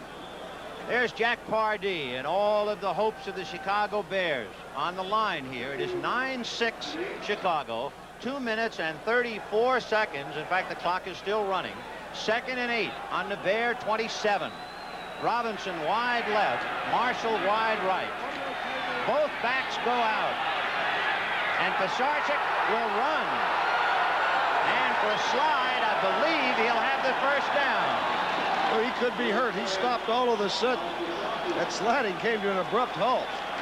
He could be hurt. Joe Pisarcik shaken up noticeably as he gets up slowly, and they're going to bring the chains in because when he hit, he skidded, and the officials will have to set the ball down as we take another look. The travels of Joe Pisarcik. Old Joe reported this year about 240 pounds. Everybody thought he was a laugh as a quarterback, but he shed about 25 pounds or so. Look at this.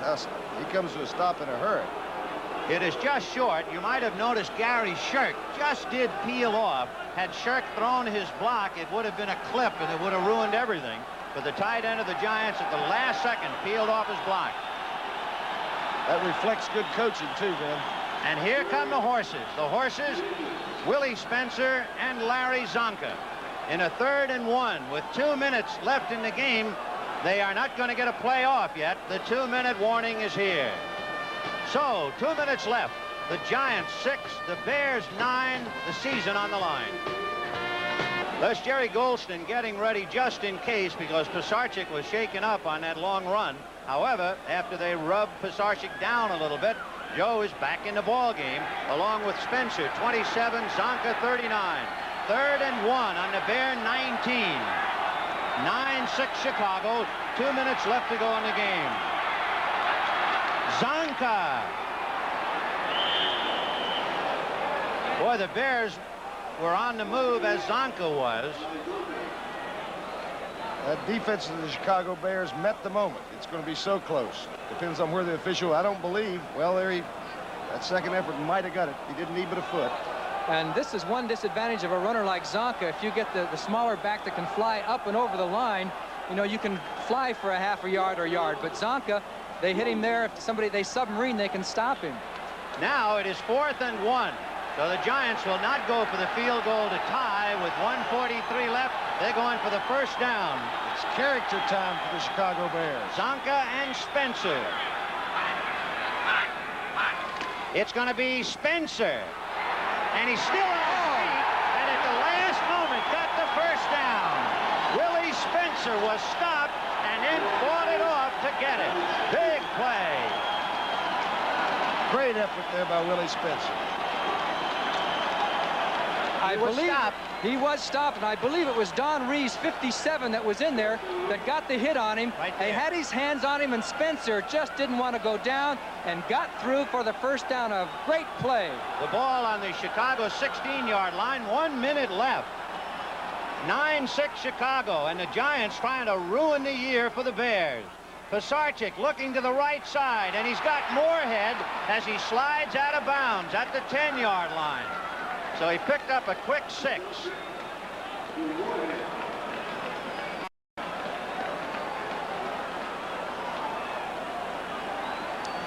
Look at Joe Pisarcik just down and out. He wanted to get the clock stopped, take the yards necessary to sustain the drive a little further. If they can't score a touchdown, they want to get as close as they can, obviously, for the field goal attempt. You got to figure they're going to throw the ball, wouldn't you, at this situation with 49 seconds to go? 2nd and 4 from the 10-yard line. Pisarcik looking down the middle. Oh! And he had it and dropped it, which has been the Giants' story today. It appeared as if Marshall had it, and he couldn't hold it. Oh, don't you know George Allen's sick with him? Perfect pass. Just a little quick post pass over the center there. Pisarcik holding the ball till the last minute till it clears. You saw it.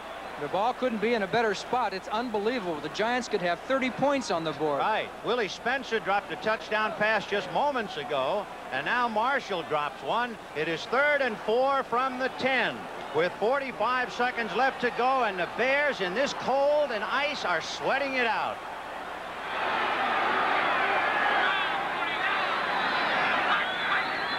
Pisarcik looking right to Moorhead. No good.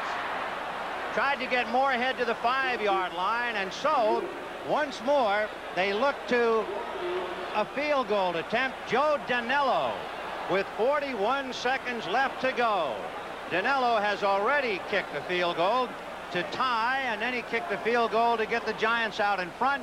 Now he is asked to kick another field goal to tie, and Pardee asking, begging, and exhorting his Bears to hang in. Don't you know, George Allen is probably the only time in his life he doesn't wish Jack Pardee well, having played for him in Los Angeles and Washington Redskins. They spot the ball on the 18. It will be a 28-yard field goal attempt by Joe Dinello. It's down, it's up, it is good! With 38 seconds left to go in the ball game. The Giants 9, the Bears 9, and they're still alive in Washington. Yes, they are, and it looks like we're going to have an overtime game. Gonna go into overtime a little bit. Haven't been involved in one of those. Jack Pardee, 41 years old, out of Extra, Iowa, and he is asking the Bears for a little extra today. And what a job he's done for the Bears. They were 4-10 his first year. Last year they moved up to 7-7, and this year 8-5 going into this last game. It's been a rebuilding program for the Bears, who have been down for so many years, as the Giants have. In fact, the last time that either one of these teams was in a playoff was in the 1963 World Championship game. Well, it's payoff time, because when the Giants kick off with 38 seconds left to go, it is Walter Payton who is standing on the goal line.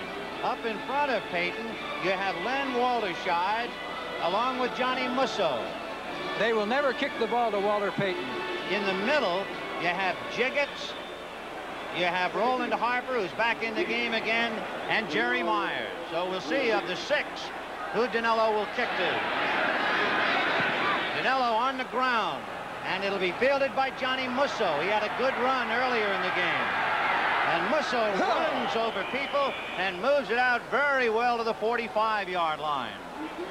So the Bears now trying to win it in 32 seconds time. 9-9 in the snow, sleet, and hail in New Jersey. The Giant drive, 14 plays, 72 yards, capped by the field goal by Joe Dinello to knot it up at 9 apiece. I want to apologize to people from Alabama. I forgot and inadvertently said Musso was from LSU. He's from Alabama. Yes, in fact, Bear Bryant said he was the greatest back he ever coached. 1st and 10 from the 45. Robin Earl and Walter Payton, and Avellini going to put it up. No good. Trying to come back on the ball. Diving was Bo Rather in the slush, but he couldn't get it. Which, come to think of it, is a pretty good play, a comeback pass, because the defenders, no way they can stop and come back with you. If we can get the offensive receiver to make them cut. If he could come back also. I know Bob Avellini, you don't think he's excited. He's from Long Island, of course, and then played at the University of Maryland. He had to get 60 tickets for relatives for this game. Steve Rivera is wide right. James Scott wide left. 2nd and 10 from the 45. A draw to Walter Payton. And Payton is finally grabbed by Clyde Powers and Bill Bryant. And down he goes. He picked up the first down with 17 seconds left to go. And he's just shy of the Giant 40-yard line. Oh, and look at his main man out there, too. Noah Jackson and Revy Sori. Watch Jackson come into the thing, the leader of the pack. I guess he's... Look at the determination here. Those legs never stop. They just keep churning. Look at this. Look at Noah down there trying to help him. The answer to Reggie McKenzie, I guess. And not a bad play when you consider it was a passing situation. You give it to a guy like Payton, and he can make a run look like a pass when you get down there 20 yards down the field. Now the strategy session with Sid Gilman, Jack Pardee, and Bob Avellini, who has those big mittens. Notice the mittens he has on to keep those hands warm now, because he very likely will have to throw one pass. The Bears are going to go for the one completion, and then the field goal. They have 17 seconds to go, and which is the proper play? That is the question. How many timeouts they got left? 2, I believe. 2. Got The ball time for on completion. the Giant 41-yard line, and the decision has been made by Pardee and Avellini. The Giants, meanwhile, making a couple of changes. They bring in Brian Kelly and Troy Archer, and the Bears, with 2 timeouts left, put it in play 1st and 10 on their own 41.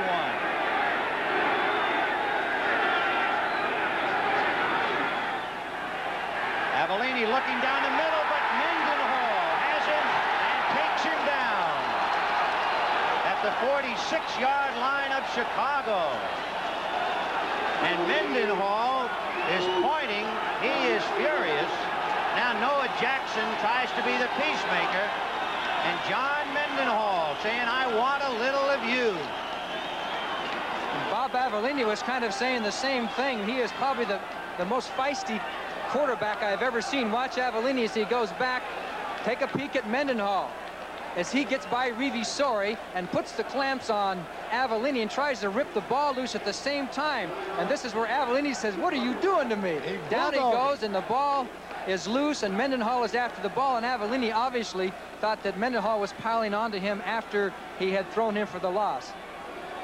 So there you see the Bears, having taken a timeout, have one precious timeout left, and precious has to be the word to describe time remaining in the game.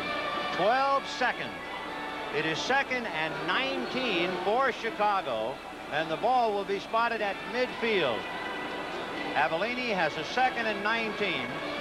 It is a remarkable thing. You can understand the Bears.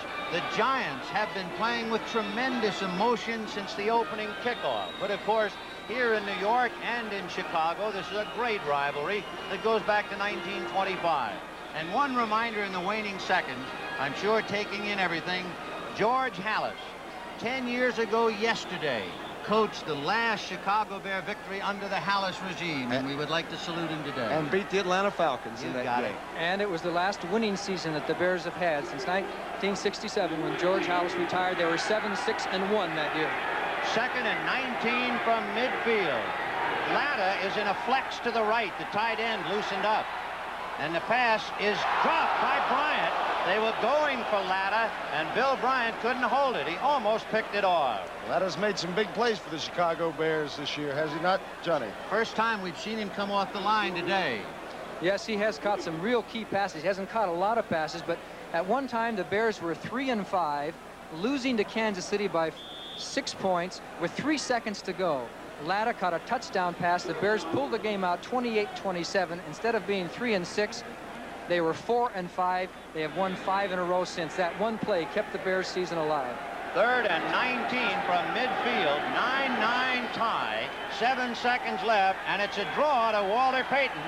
He keeps fighting, fumbles, loose ball.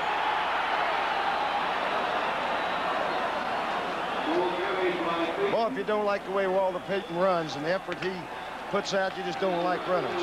Time has run out in the regulation play, and much to the delight of this crowd that showed up in terrible weather, we're going to have some extra football today.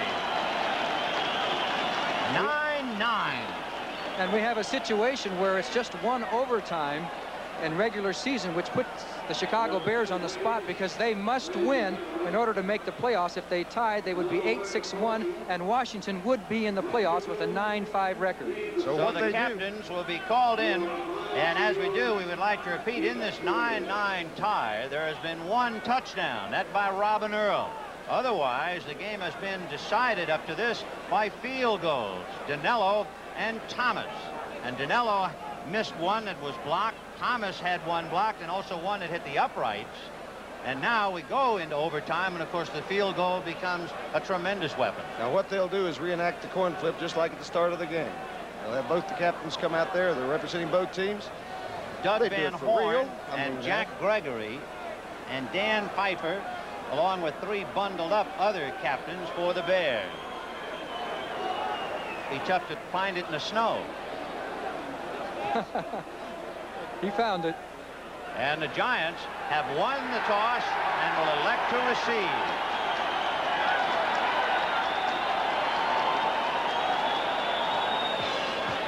So the Giants and Bears go into overtime, a 9-9 tie, and the Giants will get that precious leather first.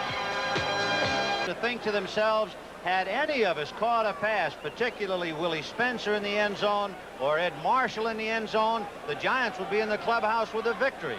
And for the Bears, they would be picking up the pieces. So the Bears, in a sense, must look and feel fortunate that they are still alive. 9-9 as we're going into overtime. If a person believed in fate, they'd have to think that the Bears would win this game. Remember, Dinello slipped when he tried to kick that one field goal, and it went bad. And as you mentioned, the 2 touchdown passes, plus the very first pass when Shirk dropped it, he might have gone all the way. So instead, as you see, they're all tied 9-9. Some of the numbers, Pisharp at 10 for 29. They've dropped about 7 or 8. For 112 yards, he's had 1 intercepted. Avellini is 10 for 16, 103 yards and 1 intercepted. The runners, Coder, averaged better than 7 yards a carry, almost 8 for 87 yards. Zonka, 81 yards, Hammond, 17, and Spencer, 28. And for the Bears, Walter Payton, 36 yards, Harper, 12, and Robin Earl, who scored the only touchdown of the game, has rushed for 22 yards. Doug Buffone, he is the only Bear left who played under Hallis. He is the only Bear who last played here in New York when the Bears came in 1970.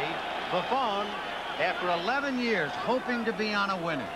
What a story he is. He's played great football for the Bears, and in fact has never even made the Pro Bowl team. Despite all those years, the Bears only had 1 man just selected to the NFC Pro Bowl team, and they could be in the playoffs. I'd probably be the first team in history to be in the playoffs and have only 1 man on the All-Star squad. All right, that would be Bob Walter Payton. Thomas will be kicking off for Chicago.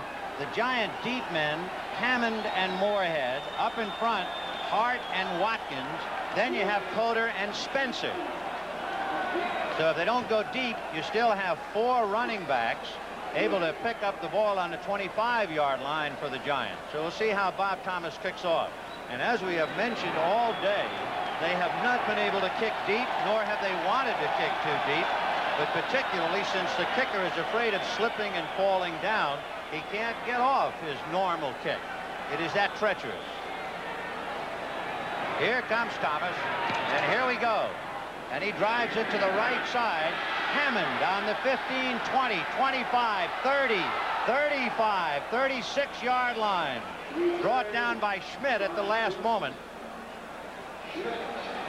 Kerry Schmidt, number 44, brought him down. A big return, and the Giants now will put it in play when they finally spot the ball on our snow-covered field. 9-9, and we're in overtime. Joe Pisarcik, shaken up earlier, but staying in there. Now We have trying to lead the Giants. Number 80, declined. First down. So Bo Rather was guilty of being offsides and getting deep on kickoffs and punts. Rather has really stood out. That time he stood out as a guilty party. Declined. It'll be 1st and 10 on the Giant 35-yard line. Pisarcik has Coder and Hammond. Robinson is wide left. Moorhead is on a wing on the right side. Doug Coder. And Plank has him and brings him down. He was tripped and slowed down by Muckensturm, and look out. Gary Fensick apparently Came in a made little bit Coder late. a little angry. Didn't try to do anything wrong. So I didn't try to. Didn't mean to if I did. And he's saying that the whistle hadn't blown, and he's right. Actually, the whistle had not blown. Well, they'll spot the ball just shy of the 35 to make it 2nd and 11 on the 34. Marshall wide right, Robinson left, and the tight end, Gary Shirk, is on the right side. Over the middle, and it's by Doug Plank. And Plank is going to be wrestled by Doug Coder at the 25-yard line of New York. What about that? There was one of your blitzes that time. Doug Buffone was coming on the blitz and made him hurry that throw. Doug Plank, his 4th interception of the year, and the biggest play of the year for Doug and the Bears. Watch the left side of your screen. You'll see him throw being hurried there because of a blitz there by number 55. Doug Buffone. Big plays are made by big players, and Doug Plank is certainly one of them. Well, he's been great all year, and of course that's, as Vince said, that's probably the biggest interception of his career, because the Bears are in position to get down close for at least the field goal. That's all they would need. 1st and 10 from the 27. Robin Earl. Oh, no. I think he got it back. He was carrying that ball loose. You could feel a fumble coming up that time. Robin Earl losing and coming back with the ball. We'll take another look at it. Look on the exchange. He doesn't have it real well. Just he's holding it poorly there. No good was going to come of that. So he got across the 25 down to the 23. It is 2nd and 6. 9-9, but the Bears in great position thanks to Plank's interception. Rivera right, Scott left, and here goes Walter Payton. Payton is just across the 20-yard line.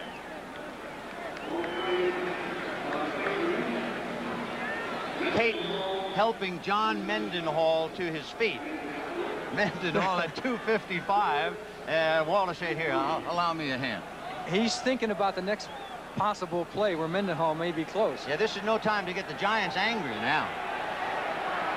3rd and 3 from the 19, and Rather in a slot left inside Scott. Robin Earl, a big guy, and Harry Carson, number 53, met him head on, and what a wrestling act. And they got it right in the middle of the field. Carson stopping as Bob Thomas starts to come on the field.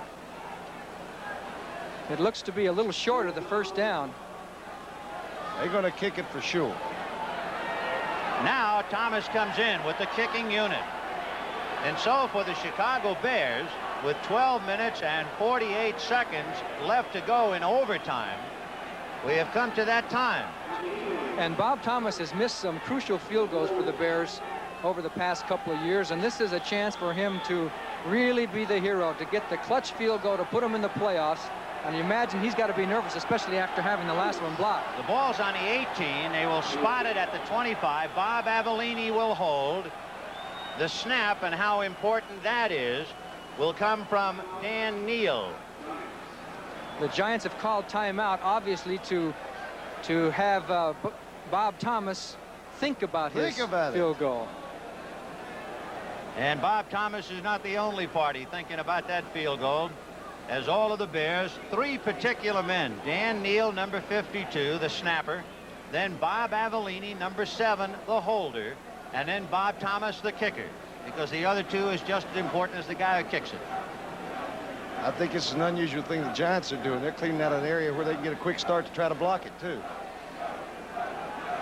Well, traction is going to be important for everybody. They can't get a good rush off the line of scrimmage unless it's cleared, so they have the time, and they're taking it. Boy, they are really cleaning off the snow. Jack Pardee, 41, going on old.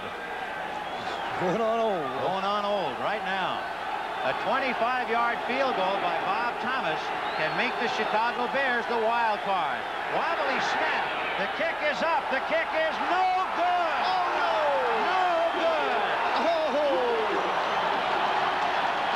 It was a wobbly snap from center from Dan Neal to Bob Avellini, and Thomas's kick misses, and we're still in the snow in New Jersey. The Giants and the Bears 9. A quick setup, however, by Avellini, but Thomas kicked wide left, and the ball game still alive. 1st and 10 Giants on their own 20. New York really dodged the bullet. Doug Coder with Doug Plank on his back. Doug Plank, who appeared to be the man of the hour with that clutch interception, only to see the field goal go down the drain. There is 12 minutes and 19 seconds left in this overtime period. 12 minutes for the Chicago Bears to get on the board and get into the playoffs. They're going to spot the ball on the 23-yard line, so it is 2nd and 7. Robinson wide right, Marshall wide left, and Shirk, the tight end, on the left side. Play action fake to Coder. Pisarcik fires right into a group. Myers and Rydaltz in there, and I think it was number 74, Jerry Myers, who got his chest in the way. I believe you're right. Let's look at him. Jerry Myers, number 74, the left side of your picture there. Right, Gore can do these left, right, and back to left again. Oh, volleyball, boy. Anybody, huh? It's a good thing Myers, he has the face mask on, I'll tell you that. He is 6'4", 245. There's Gary Fensick. And now 3rd and 6 from the 24. Robinson wide left. Hammond and Coder split.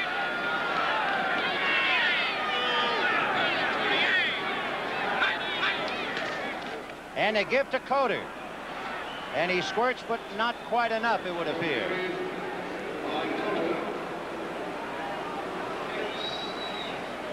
All Rotor just shy. All the pressure is on the Chicago Bears. As Johnny pointed out, they have to win. They can't tie. And we don't keep on with the second overtime in the regular season play. Just 11 more minutes to go. So the Giants can afford to play a waiting game. Walderscheid, along with Plank and Scott. Plank on the right and Scott on the left. Dave Jennings will now punt for New York from his own 20-yard line. Good snap, and he got it away, end over end, and Walderscheid makes the catch and is immediately stopped right there by Jones. Good job of fielding that ball. And Jones and Walderscheid have a few words. Nice job of fielding that punt, though. That was a very good job, because if that ball had hit, it could have gone another 15, 20 yards. So the Bears have very good field position. Don't forget, on Monday, January 2nd, the Cotton Bowl. Undefeated Texas, 11-0 against the Irish of Notre Dame, 10-1, right here on CBS. First and 10 Bears on their own 43. Scott is wide right, Rather left. Avellini, bothered by Mendenhall, now throws no good. Both Robin Earl and James Scott were over there, but so were Kelly and Bryant and Carson and Mallory. So it's second and 10 from the Bear 43. Still plenty of time. 10:56 left to go in the overtime. The Bears, of course, played one memorable overtime game this year, and that was when Minnesota elected to go for the touchdown instead of the field goals, and the difference of those 3 points sure loomed big until today. Oh, didn't it? Second and 10 from the 43. A quick out to Scott, and Scott is going to keep moving before being knocked out of bounds. He picked up the first down. Good speed there by Dennis Lick. Right tackle. Take a look at him. Look at number 7 to get out there in the flow. Dennis Lick, #1 draft choice. Look at him. Good job. Good speed there. Revy Sori there leading the way. Got to get about as much as he can out of it before being knocked out of bounds there by Harry Carson. Great. Glad it doesn't even look like he played football today. Look all clean and everything. So the Bears moved it to the Giant 45-yard line. First and 10. Rather is right, Scott is left. Latta on the right side. Rush by Mendenhall, and a screen to Robin Earl, and he slipped and fell down. So Robin Earl, with a screen and some daylight, tried to stop and turn, and down he went. He had received a good block from Noah Jackson, 65, and was about to cut back behind it. Probably would have had 5 or 10 yards, but that's the conditions of the field. That Noah Jackson get out there and run, Kenny. Yeah. I like to watch him play. He's fun. Mendenhall late in getting back to the Giant huddle because he was so deep in the Bear backfield trying to harass Avellini. Second and 8 on the 43-yard line of New York. The Bears, missing a field goal that would have given them the wild card berth, are now trying to move it back in a similar position and cash it in. Rivera right and Scott left. Avellini, no good. He was throwing to Roland Harper, who was coming over the middle. The pass down and behind him. Brad Van Pelt, who's going to the Pro Bowl, playing a solid linebacking spot for New York. Avellini is now 12 for 20 for 116 yards. 1 interception. He has not been able to establish a running game. Pisarcik has.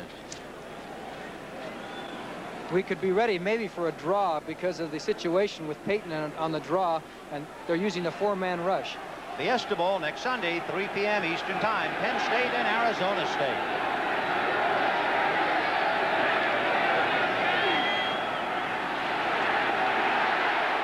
He got it to Walter Payton, and he is dragged down by Brian Kelly, and running for his life was an official who almost got swallowed up by the play, and that would be Al Conway. Payton, evidently with a little wind knocked out, slowly getting out. Good rush by Mendenhall that time. I didn't think Avellini was going to be able to get the pass off. Take a look at it. Mendenhall with a good inside charge. Look at it. How you got that one off, I don't know. Look at the official right here now. Watch out. Get watch out out. of the way. What the? Al Conway just did avoid being swallowed up. Going deep for the Giants now will be Jimmy Robinson and Bob Hammond. Bob Parsons on a 4th and 6, kicking from his own 45. Angling for the sideline. Robinson calling fair catch. It'll go into the end zone, and the Giants will take over 1st and 10 on their own 20-yard line. So the Giants won the toss and couldn't move. The Bears missed a field goal and had an aborted second drive, and here we go again. Carrying people, Ron Rydalch was on his back, and that's a load. Rydalch checks in at 257. Larry Zonka. And there are the Bears trying once again to slow the Giants down and hope to get good field position. 8:48 left in the overtime. And a tie doesn't do the Bears any good at all. 2nd and 6 on the 24. In motion is Marshall. And Zonka testing the right side. He is short of the first down. And Jack Bardee sweating it out. Boy, I guess he will remember that wobbly snap from center and the missed field goal in overtime if this one gets away. The guy's got a lot to remember, brother. The job he did down in the World Football League with Orlando, where he held the team together for 19 weeks without any pay, no defectors, maybe one person that quit. What a job. But he has everything in perspective. Here's a man that survived cancer, so he's got it all in perspective. And the World Football League. Both. 3rd and 1 on the 29. Big play. Larry Zonka. And he has it. From our angle, he has picked up the first down. So this crowd, which was a surprise that there was anybody here since it's being televised locally, they're watching Zonka. Oh, just too much power. Runs over Reeves. Reeves hanging on to bring him down. But Zonka moves the ball just across the 30-yard line where it's 1st and 10 New York. Coder has rushed for 95, Zonka 92, and Payton 34. 1st and 10. Zonka, and he's out across the 35 to the 36-yard line. It reminds you of the 3rd quarter when Zonka and the Giants came out and Zonka did all the work, he and Spencer. Then he was rested for most of the 4th quarter, and here he goes in overtime. He's got 99 yards rushing. And it's becoming critical for the Bears because now 6 minutes and 52 seconds remain. The Giants have the ball. 2nd and 5 from the 35-yard line. Slot right. Moorhead is inside Robinson. Shirk, tight end on the left side. And Pisarcik, however, falls on it and then holds on for dear life. Myers and Rydalch there to squeeze him if he let it go again. Bob Avellini has guided his club close, but no cigar. And now he has to just stand and wait to see if he can get the ball back. 6 minutes and 13 seconds and counting. Spivey comes in, Hicks comes out. Bears looking pass now. 3rd and 9 from the 31. Robinson is left, Marshall right. Instead, Hammond into a crowd. Well, it's easy enough to understand the New York thinking, though. They don't have to score. They can consider this a tie, a victory for them. Nothing at stake. Well, you'd think at the end of the season like this, they'd want to win this football game. Oh, I'm sure they do, but they're not going to take any chances. They got the clock working for them. They can play the role of spoilers against them and keep the Chicago team out of the playoffs. 5 minutes and 30 seconds left in the overtime. Dave Jennings will be punting from his own 25. Walterscheid, Plank, and Scott are deep for the Bears. And Walterscheid. Walterscheid is finally brought down by Ellenbogen. I've never seen a punt that low. That looked like a pass. So the Bears will put it in play with 5 minutes left. 1st and 10 Bears on their own 46-yard line. Avellini out to Rather. And he got away. Brian Kelly finally brings him down.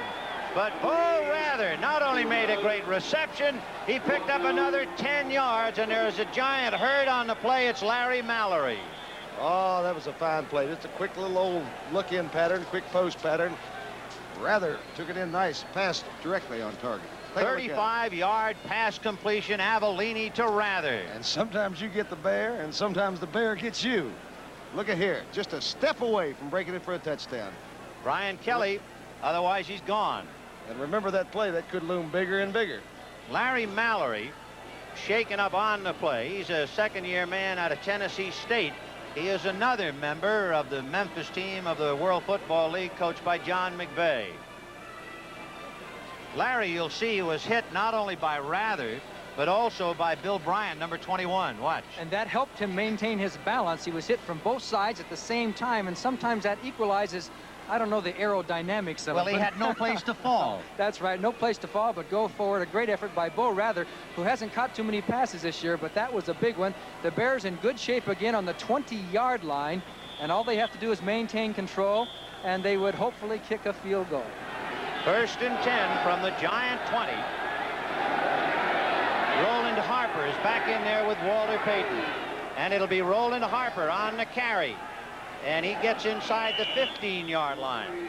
Harper, bothered by the flu so much he was indeed a doubtful starter, played as much as he could, then was rested in favor of Robin Earl. But now chips are on the line, and Harper is back in there with 4 minutes and 20 seconds left in the single overtime. And somehow you got to feel like this is now or never for the Bears. The Chicago Bears must win to be the wild card. They lose that spot if they wind up tied. 2nd and 4 from the 14. Roland Harper following Walter Payton to the 11-yard line. Greg Latta also down there trying to lead the way.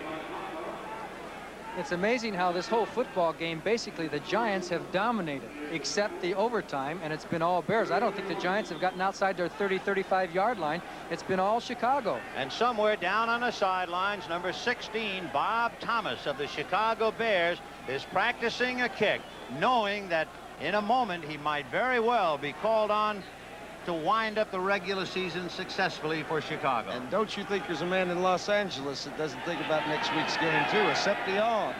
The Bears working with 2 tight ends now. 3rd and 1 from the 11. And Avellini on a keeper. So Avellini trying to keep for the first down, and it's close. And Bob Thomas alone with his thoughts.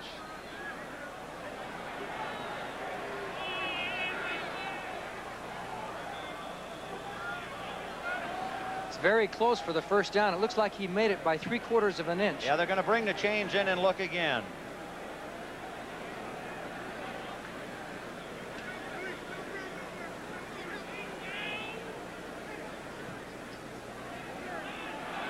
No.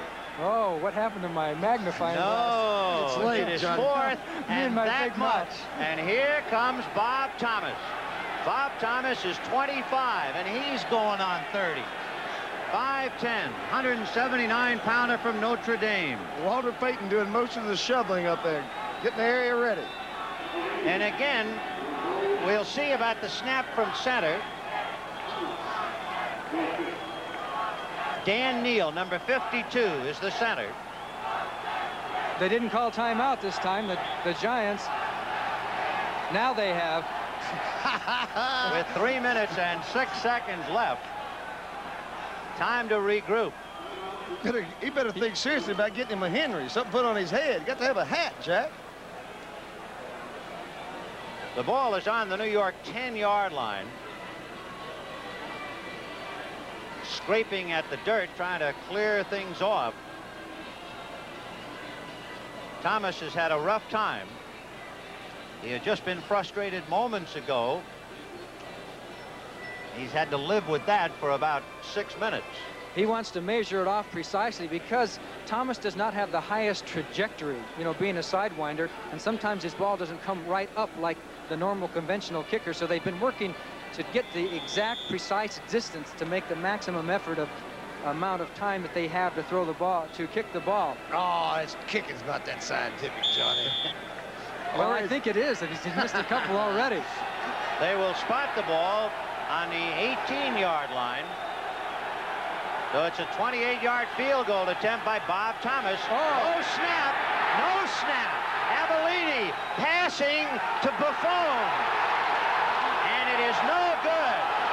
He threw the ball to Doug Buffon. It was not a completion or a fumble. Look at Noah. So call Clyde Powers back. This is unbelievable. And it happened again to the Bears. Dan Neal is the center. That's 2 in a row. It's been a tough day for him because the snap was low again. Watch Avellini as he tries to get the handle. The snap is low again. He can't control it at all. That's a hard job Avellini's got. Not a lot of people know that. His instinct is right, though. Try and do something with the ball. He throws it to Doug Buffon. And Buffon does not catch it. It looked like he had it, but he never had possession. A big hit taking him down. And then Clyde Powers thought it was a loose ball and picked it up. 2 minutes and 59 seconds. The Bears have missed 2 game-winning field goals. 1st and 10 from the 10 for New York. Zonka and Spencer. And it's Zonka.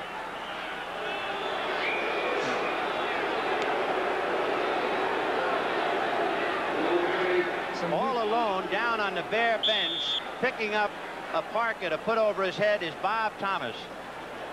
Don't you know George Allen's going crazy right about now? This is, nobody could come out of this being a normal person after this. This is unbelievable. The ball is on the Giant 13-yard line, 2nd and 7. We have 2 minutes and 28 seconds. Robinson wide right, Moorhead in a slot, Shirk on the left side. Hammond is in there with Zonka. Play action fake and a pass to Hammond. And Hammond slipping and sliding and goes down at about the 17-yard line. Jack Pardee, 1976 NFC Coach of the Year. In the 58 years of the existence of the Chicago Bears, he has the honor of being the 8th coach. He succeeded Abe Gibran in 1974. He was then the youngest coach in the NFL. He is now going on the oldest coach of the year. That is Bob Thomas walking all alone on the sidelines for Chicago. 2 low snaps from center have foiled his plans to be a field goal kicking hero. The Giants and the Bears, 9-9, 2 minutes left. And for the Giants, of course, this becomes a big play. 3rd and 2. If they get a first down to keep it, that might mean they'll hold on to the tie. Hammond and Zonka. And it'll be a play-action fake to Hammond and a flip to Robinson. And he apparently went out of bounds after making the first down. But there's a flag on the play, so hold everything.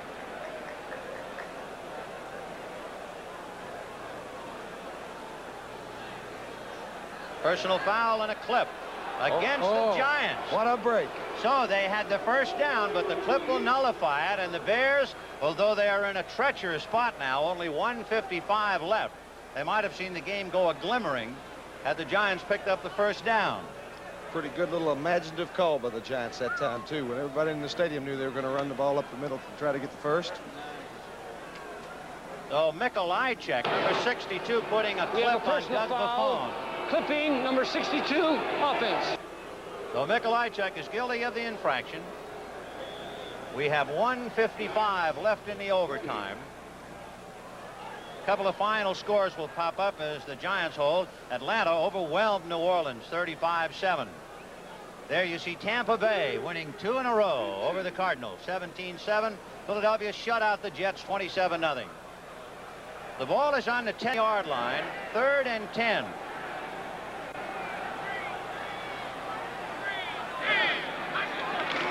And they go to Hammond. And Hammond is loose. But he does not get the first down. He is finally bragged down by Ellis, number 48. Had Ellis not gotten him, he might have made it. But Ellis got him, and the Giants will now have to punt. And the Bears have just enough time. The Bears are letting the clock go. Oh, now they finally called the timeout with 1:35, which was a wise decision. They had 2 left, so they still have 1 and could possibly get good field position because the Giants are pretty much backed up into their own territory. And they have used all their timeout. So going back is Len Walderscheid. He'll have company. Clemens and Plank and Scott. And John McVeigh, a clipping penalty, ruined his chances for holding on to the ball. And he looks up to read 1:35 left in the game.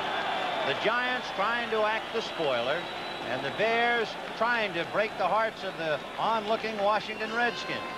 But remember, a tie is the same as losing as far as the Bears are concerned.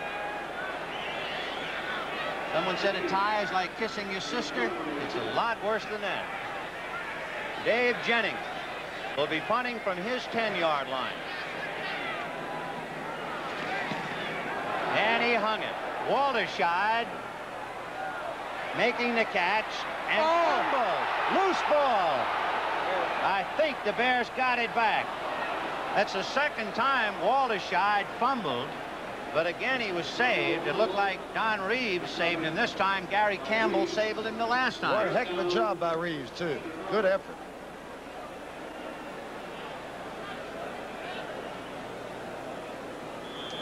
So they'll spot the ball on the Giant 45-yard line. 1 minute and 22 seconds left to go. Houston leading Cincinnati by 5. 1st and 10 on the Giant 45. Avellini on to Greg Latta. And Latta hammered down, but Van Pelt had to hold on because Big Greg slugged him a little. The clock is still running. 1:06, John Mendenhall hurting a little bit. And we're down to 1 minute left. 2nd and 9 on the 44. Avellini down the middle to Latta, tripped up by Mallory. And the tight end makes another big reception to the 25-yard line of New York. And there it is. And don't forget, this time there is no luxury of just holding on to the ball. For the Bears, they either score in the remaining 42 seconds or they come up a buck short. And we're going to have a minute or so to conjure the problems. 9-9. Timeout left. Okay, 42 seconds left to go. Bob Thomas, who must be somewhat of a doubting Thomas, at least for the moment. Things have gone against him of late. But in a moment, it looks like he'll be center stage for perhaps the last time of the day. And there's a big final. Houston knocks off Cincinnati, and they go in the river. 1st and 10 on the Giant 25. Right. Jack Pardee, I think, in reading his lips, said no timeouts. Harper and Payton behind Avellini. Coming was Kelly, and he got the pass to Payton. And Payton is still in bounds before he is knocked down by Carson. He got away from Larry Mallory at the 24-yard line. 28 seconds. No timeouts left. And here comes Bob Thomas. 23. And now the officials saying roll the clock. Avellini. And the snap from Neal. 30-yard field goal is up. Good. The Bears win. And the Chicago Bears have won the wild card with 4 seconds left to go in the season. And there's Jack Washington Pardee. Redskins. What a finish. Oh, am I happy for him. Am I happy for him. It was almost inhuman down on the field while everybody else is celebrating. Reeve Sorey face down on the Giant 15-yard line, slowly being helped up. Sorey totally worn out, and Thomas being mobbed by the center, Dan Neal, who had 2 low snaps but not a third. Said, you bailed me out, Tom. You bailed me out. I would have been the GOAT. So our heartiest congratulations to the Bears, who were lucky to get into overtime with those drop touchdown passes. To the Bears, who were foiled twice when Bob Thomas was unable to get the winning field goal. And finally, congratulations to the Bears, who did it with 4 seconds left in the overtime. Our condolences to a great Washington Redskin team that lost the only way they could be beaten, by standing on the sideline, and because this same New York Giant team had beaten them twice. This has been Scully for Alex Hawkins, for John Morris. for all of us at the Meadowlands, it was quite a ball game. Let's go to Brent Musburger.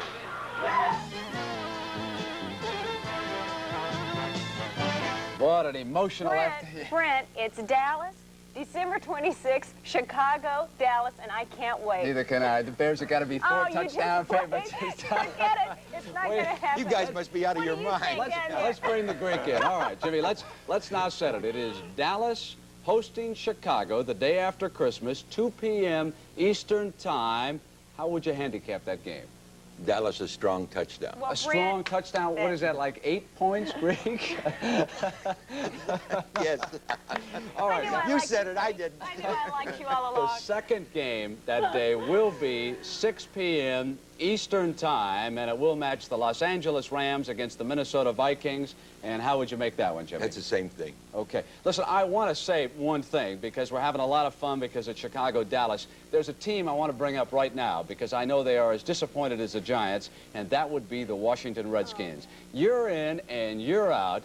That team gives us more thrills, I think, than any team in football. And I consider George Allen one of the finest coaches in the game to be able to do what he does with a group of veterans and the way they hung in there. My hat's off to you guys, and I know how tough it was to sit there today and finally bow out of the playoffs because Chicago was able to win it in the 4 seconds. With 4 seconds left in overtime, and Irv, I know you second that. Real quickly, Brent, I've watched George Allen very closely over the years. I've played for him out in Los Angeles, and in my estimation, this year by far has been his greatest accomplishment as a head coach. That team coming into the season, preseason, all the way to the regular season, into the playoffs, people second-guessed them all year long, held them together, and they were just 4 seconds short. And there isn't a coach in football that won't tell you that George Allen did the most magnificent job of any coach in football this year. Jimmy, you sure? May I third that, or fourth that, I should. Let us take you around the league and get you up to date on all the scores and keep going. We've got highlights. We'll try to go back to the Meadowlands. There, of course, the final score again is Chicago beats the New York Giants 12-9. Now, Atlanta set a record this year.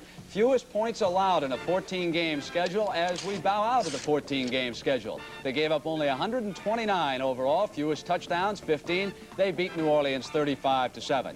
Tampa Bay and St. Louis, 17-7 the final score. A very modest winning streak for the Buccaneers. They bow out with 2 straight, and the Cardinals in on a sour note. Philadelphia all over the New York Jets, 27-0. The Jets really were not in that game today. And Cincinnati has also bowed out of the playoffs. As they lose to Houston, it means that the Pittsburgh Steelers are in, and the Steelers will be out in Denver next Saturday. And Jimmy, how would you handicap that one? Just a field goal in favor of Denver. All right, Green Bay beats San Francisco 16-14. Well, that one's still got a couple of minutes to go. Packers ahead by 2 in the 4th quarter. Now, Dallas leading Denver. That's going to be a whale of a game. 7-0 in the 1st quarter. Both teams heading for the playoffs. Cleveland leading Seattle. 6-0 is the score there in the 1st quarter. Other games that are already underway. Oakland beating Kansas City 3-0. And we also have Baltimore and New England. Jimmy, you told me, though, that Baltimore had been moving the ball on that Patriot defensive unit. San Diego and Pittsburgh, again, it doesn't matter. If Pittsburgh loses, they are still going to the playoffs. They are in right now, regardless of what happens in that team. Now, let us turn our attention back towards that sudden death game and take a look at some of the earlier action. What an amazing contest that unfolded in the Meadowlands with that horrible weather as a backdrop. This was Thomas's first field goal, put Chicago ahead way back in the 1st quarter. And also in the 1st quarter, Dinella, a 38-yarder, tied it at 3. Walter Payton was really stopped today as much by the weather, but I'll tell you, you've also got to take your hats off to the Giants defensive unit. That was a strong part of that team. Now here is Zonka. He had his best day of the season. What a big bull he was. Dinella got a 19-yarder, and the Giants were ahead of the Bears by a score of 6-3. Big play right here. Avellini dropping it off perfectly to Scott. He got to the 11-yard line. Then Jack Pardee went with one of his big backs. It was Robin Earl, and he got the touchdown. Now, George Martin was able to block this extra point, so it was 9-6, and that set the stage for the end of the ball game. The Giants working against the clock. Pisarcik, the quarterback. Coder getting to the 29-yard line. Time running out, 41 seconds. Dinella has got it tied at 9 apiece. We go to overtime. Thomas can win it. Off. And so it went. Again, it was Thomas. Only this time, the snap was low, and Thomas never got a chance to even attempt the field goal. So here is his third attempt. With time running out, it is up, and Chicago has gone back to the playoffs for the first time since 1963 when they won the championship. Interestingly enough, Paul Hornung called Irv Cross after that second miss, and he said when you're a field goal kicker in conditions like that, you've got to stay back until the ball is down just perfect. He says Thomas rushed it on Avellini. Avellini didn't have a chance. He said it wasn't a bad snap. That's the voice of authority, Paul Hornung. And the NFL Today will continue on CBS in just a moment.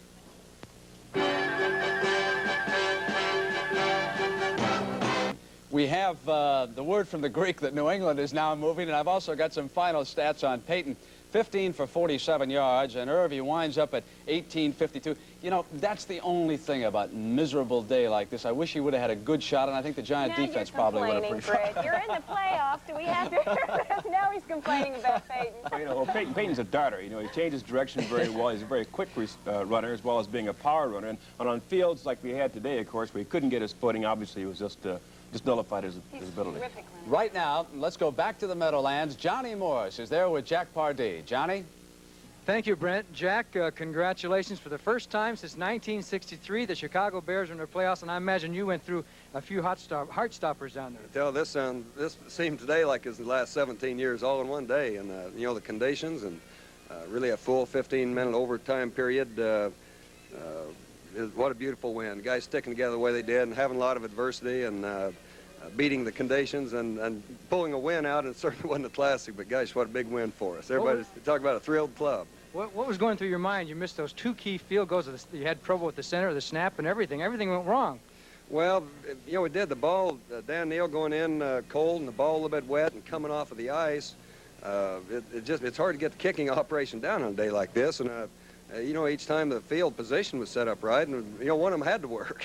Thank goodness we had enough time, enough chances to get them. Did you change your game plan at all because of the field conditions? Walter didn't carry that much. Well, a little bit. You know, there's just so many ways you can run a fullback or halfback straight ahead. Of course, that's about all the Giants needed to do with Zonka, and he'd hit in there and hit a pile and keep his feet and bound to get a few yards. But you just can't make any yardage going sideways on a day like this. You saw the Giants drop a couple of touchdown passes. You must have, when they dropped them, you must have figured that it was fate, that it's going to be on your side today. Well, I knew it was going to be our day. I didn't know it was going to have to take so long to get it. No, I believe in, I've told you many times, you follow us, I believe in the team we have. You know, they can take the pressure. We're not a classic team by any stretch of imagination, but we've sure got a bunch of fighters. You may be thinking about the Dallas Cowboys now. I haven't too much here in the last few minutes. We're just thrilled to still be going, and we'll get ready for the Cowboys. Tell the enthusiasm our squad has. They're just, you know, they'll get ready. Jack, where do you think the key was for the season? Was it that victory, that last-second victory over Kansas City when you were 3-5? Well, we were out of it. Hadn't we not pulled off last 10-second pass, Bob Avellini getting it to Greg Latta, we wouldn't be, you know, our season would be over right now. So that had to be a key play. Now, Walter Payton didn't set the record, but nobody's worrying about that right now, are they? No, you know, the important thing, as we said all along, was getting the playoffs, and we're there. On a field like this, there's no way really any runner is going to make 200 yards on a day like we had today. I know you admire George Allen, the Washington coach. Of all people that you have to beat out, it was your former coach. Well, it was, and I just told the team, I think a lot of a statement he made a couple weeks ago that this time of year to win a game like this, you don't do it with talent, you do it with character. And that's what I think our team has. I'm looking to see if we have any other plays. Here's Bob Thomas. Jack, say hello to Bob Thomas, your kicker. Already have. What a play. Well, I'll tell you what, Bob, were you a little bit frustrated there during that overtime period? Well, Johnny, the first thing to suffer out there is the kicking game, both kicking off and field goals, and it was a frustrating day. You know, they got a blocked extra point, or might never have gone into overtime. I hit the bar, and I slid on that second field goal I tried, and I slipped, and the ball hooked and hit the bar. And then that 40-yarder, you know, I guess it was 40 yards. I couldn't see any line markers. That went left, so it was frustrating. I was just hoping to get one more chance. I didn't know that the chance would come with no time on the clock, you know, and you have to sit there and hurry it. But Dan Neal did a great job of snapping, and Avellini, who's held all this week, put the ball down, and thank God it went through. What about the next to the last one when the snap was bad? This was the one you thought you were going to win the game on. All of a sudden it went up for grabs. What goes through your mind in that kind of a situation? Well, the thing is, you try to make anything work. A lot of times when there's a botched up snap, nobody watches the kicker, you know, so there might be if Bob would have decided to throw to me, and if the unlikely chance that I caught it, you know, maybe we had a touchdown. So what I tried to do is roll the same way as Bob was going and either attempt to make a block or maybe he'd throw me the ball. Okay, Bob, thanks a lot. Stick around because we have Bob Avellini, the man who helped. Come on in here, Bob. The man from Long Island. This was a great place for you to come through with a victory. Oh, I tell you, it took us a while, but it was at the third or fourth time we tried it from there, and I tell you, finally that last one worked, and the best thing about it was that maybe we did it real quick without thinking about it, and we just did what came naturally, and the other times they called timeout, so we had a little trouble getting the thing off. Well, when you had the problems with the first two, and then thinking about at the end for the last one, did you have time to say anything? Did you say anything, or we're not going to do what we did the last two times? No, no, because I guess the first two times really didn't work, whatever we said. So this time we just kept quiet, and Bob put it right through the middle. Mm-hmm. Where do you think the key was for the season for your team, Bob? Oh, Johnny, I don't know. Right now, after an emotional victory like that, your mind doesn't work at all. I tell you, you don't know what's going on, and you come off the field, and I tell you right now, we just want to savor this victory for tonight and maybe tomorrow, and then, well, we can look forward to the playoffs, which hasn't been said in Chicago for a long time. And you're going to get rid of your beard now that you made the playoffs? Johnny, it's going to stick on till hopefully we win the Super Bowl. Okay, good luck, Bob, and both Bobs. You did a great job. The Bears are in the playoffs for the first time since 1963. Now back to you, Brent. All right, Johnny, thank you very much. And again, a reminder about the playoff schedule, Phyllis. It is a week from tomorrow on CBS. Both of the NFC games, the day after Christmas. And the first game, the Chicago game against the Dallas Cowboys, will start at 2 o'clock Eastern Time. So that would be 1 o'clock in Chicago. Then the second game will start at 6 o'clock Eastern Time, and it will be Los Angeles against Minnesota. That will be 3 o'clock out in Los Angeles. One playoff spot remains open at this hour, and New England leads Baltimore, the Greek has just told me, by a score of 7-0. If New England can hold on, then Miami will go into the playoffs. But if Baltimore comes back, then, of course, they would go. New England does not have a chance, but that has to be an extremely angry football team.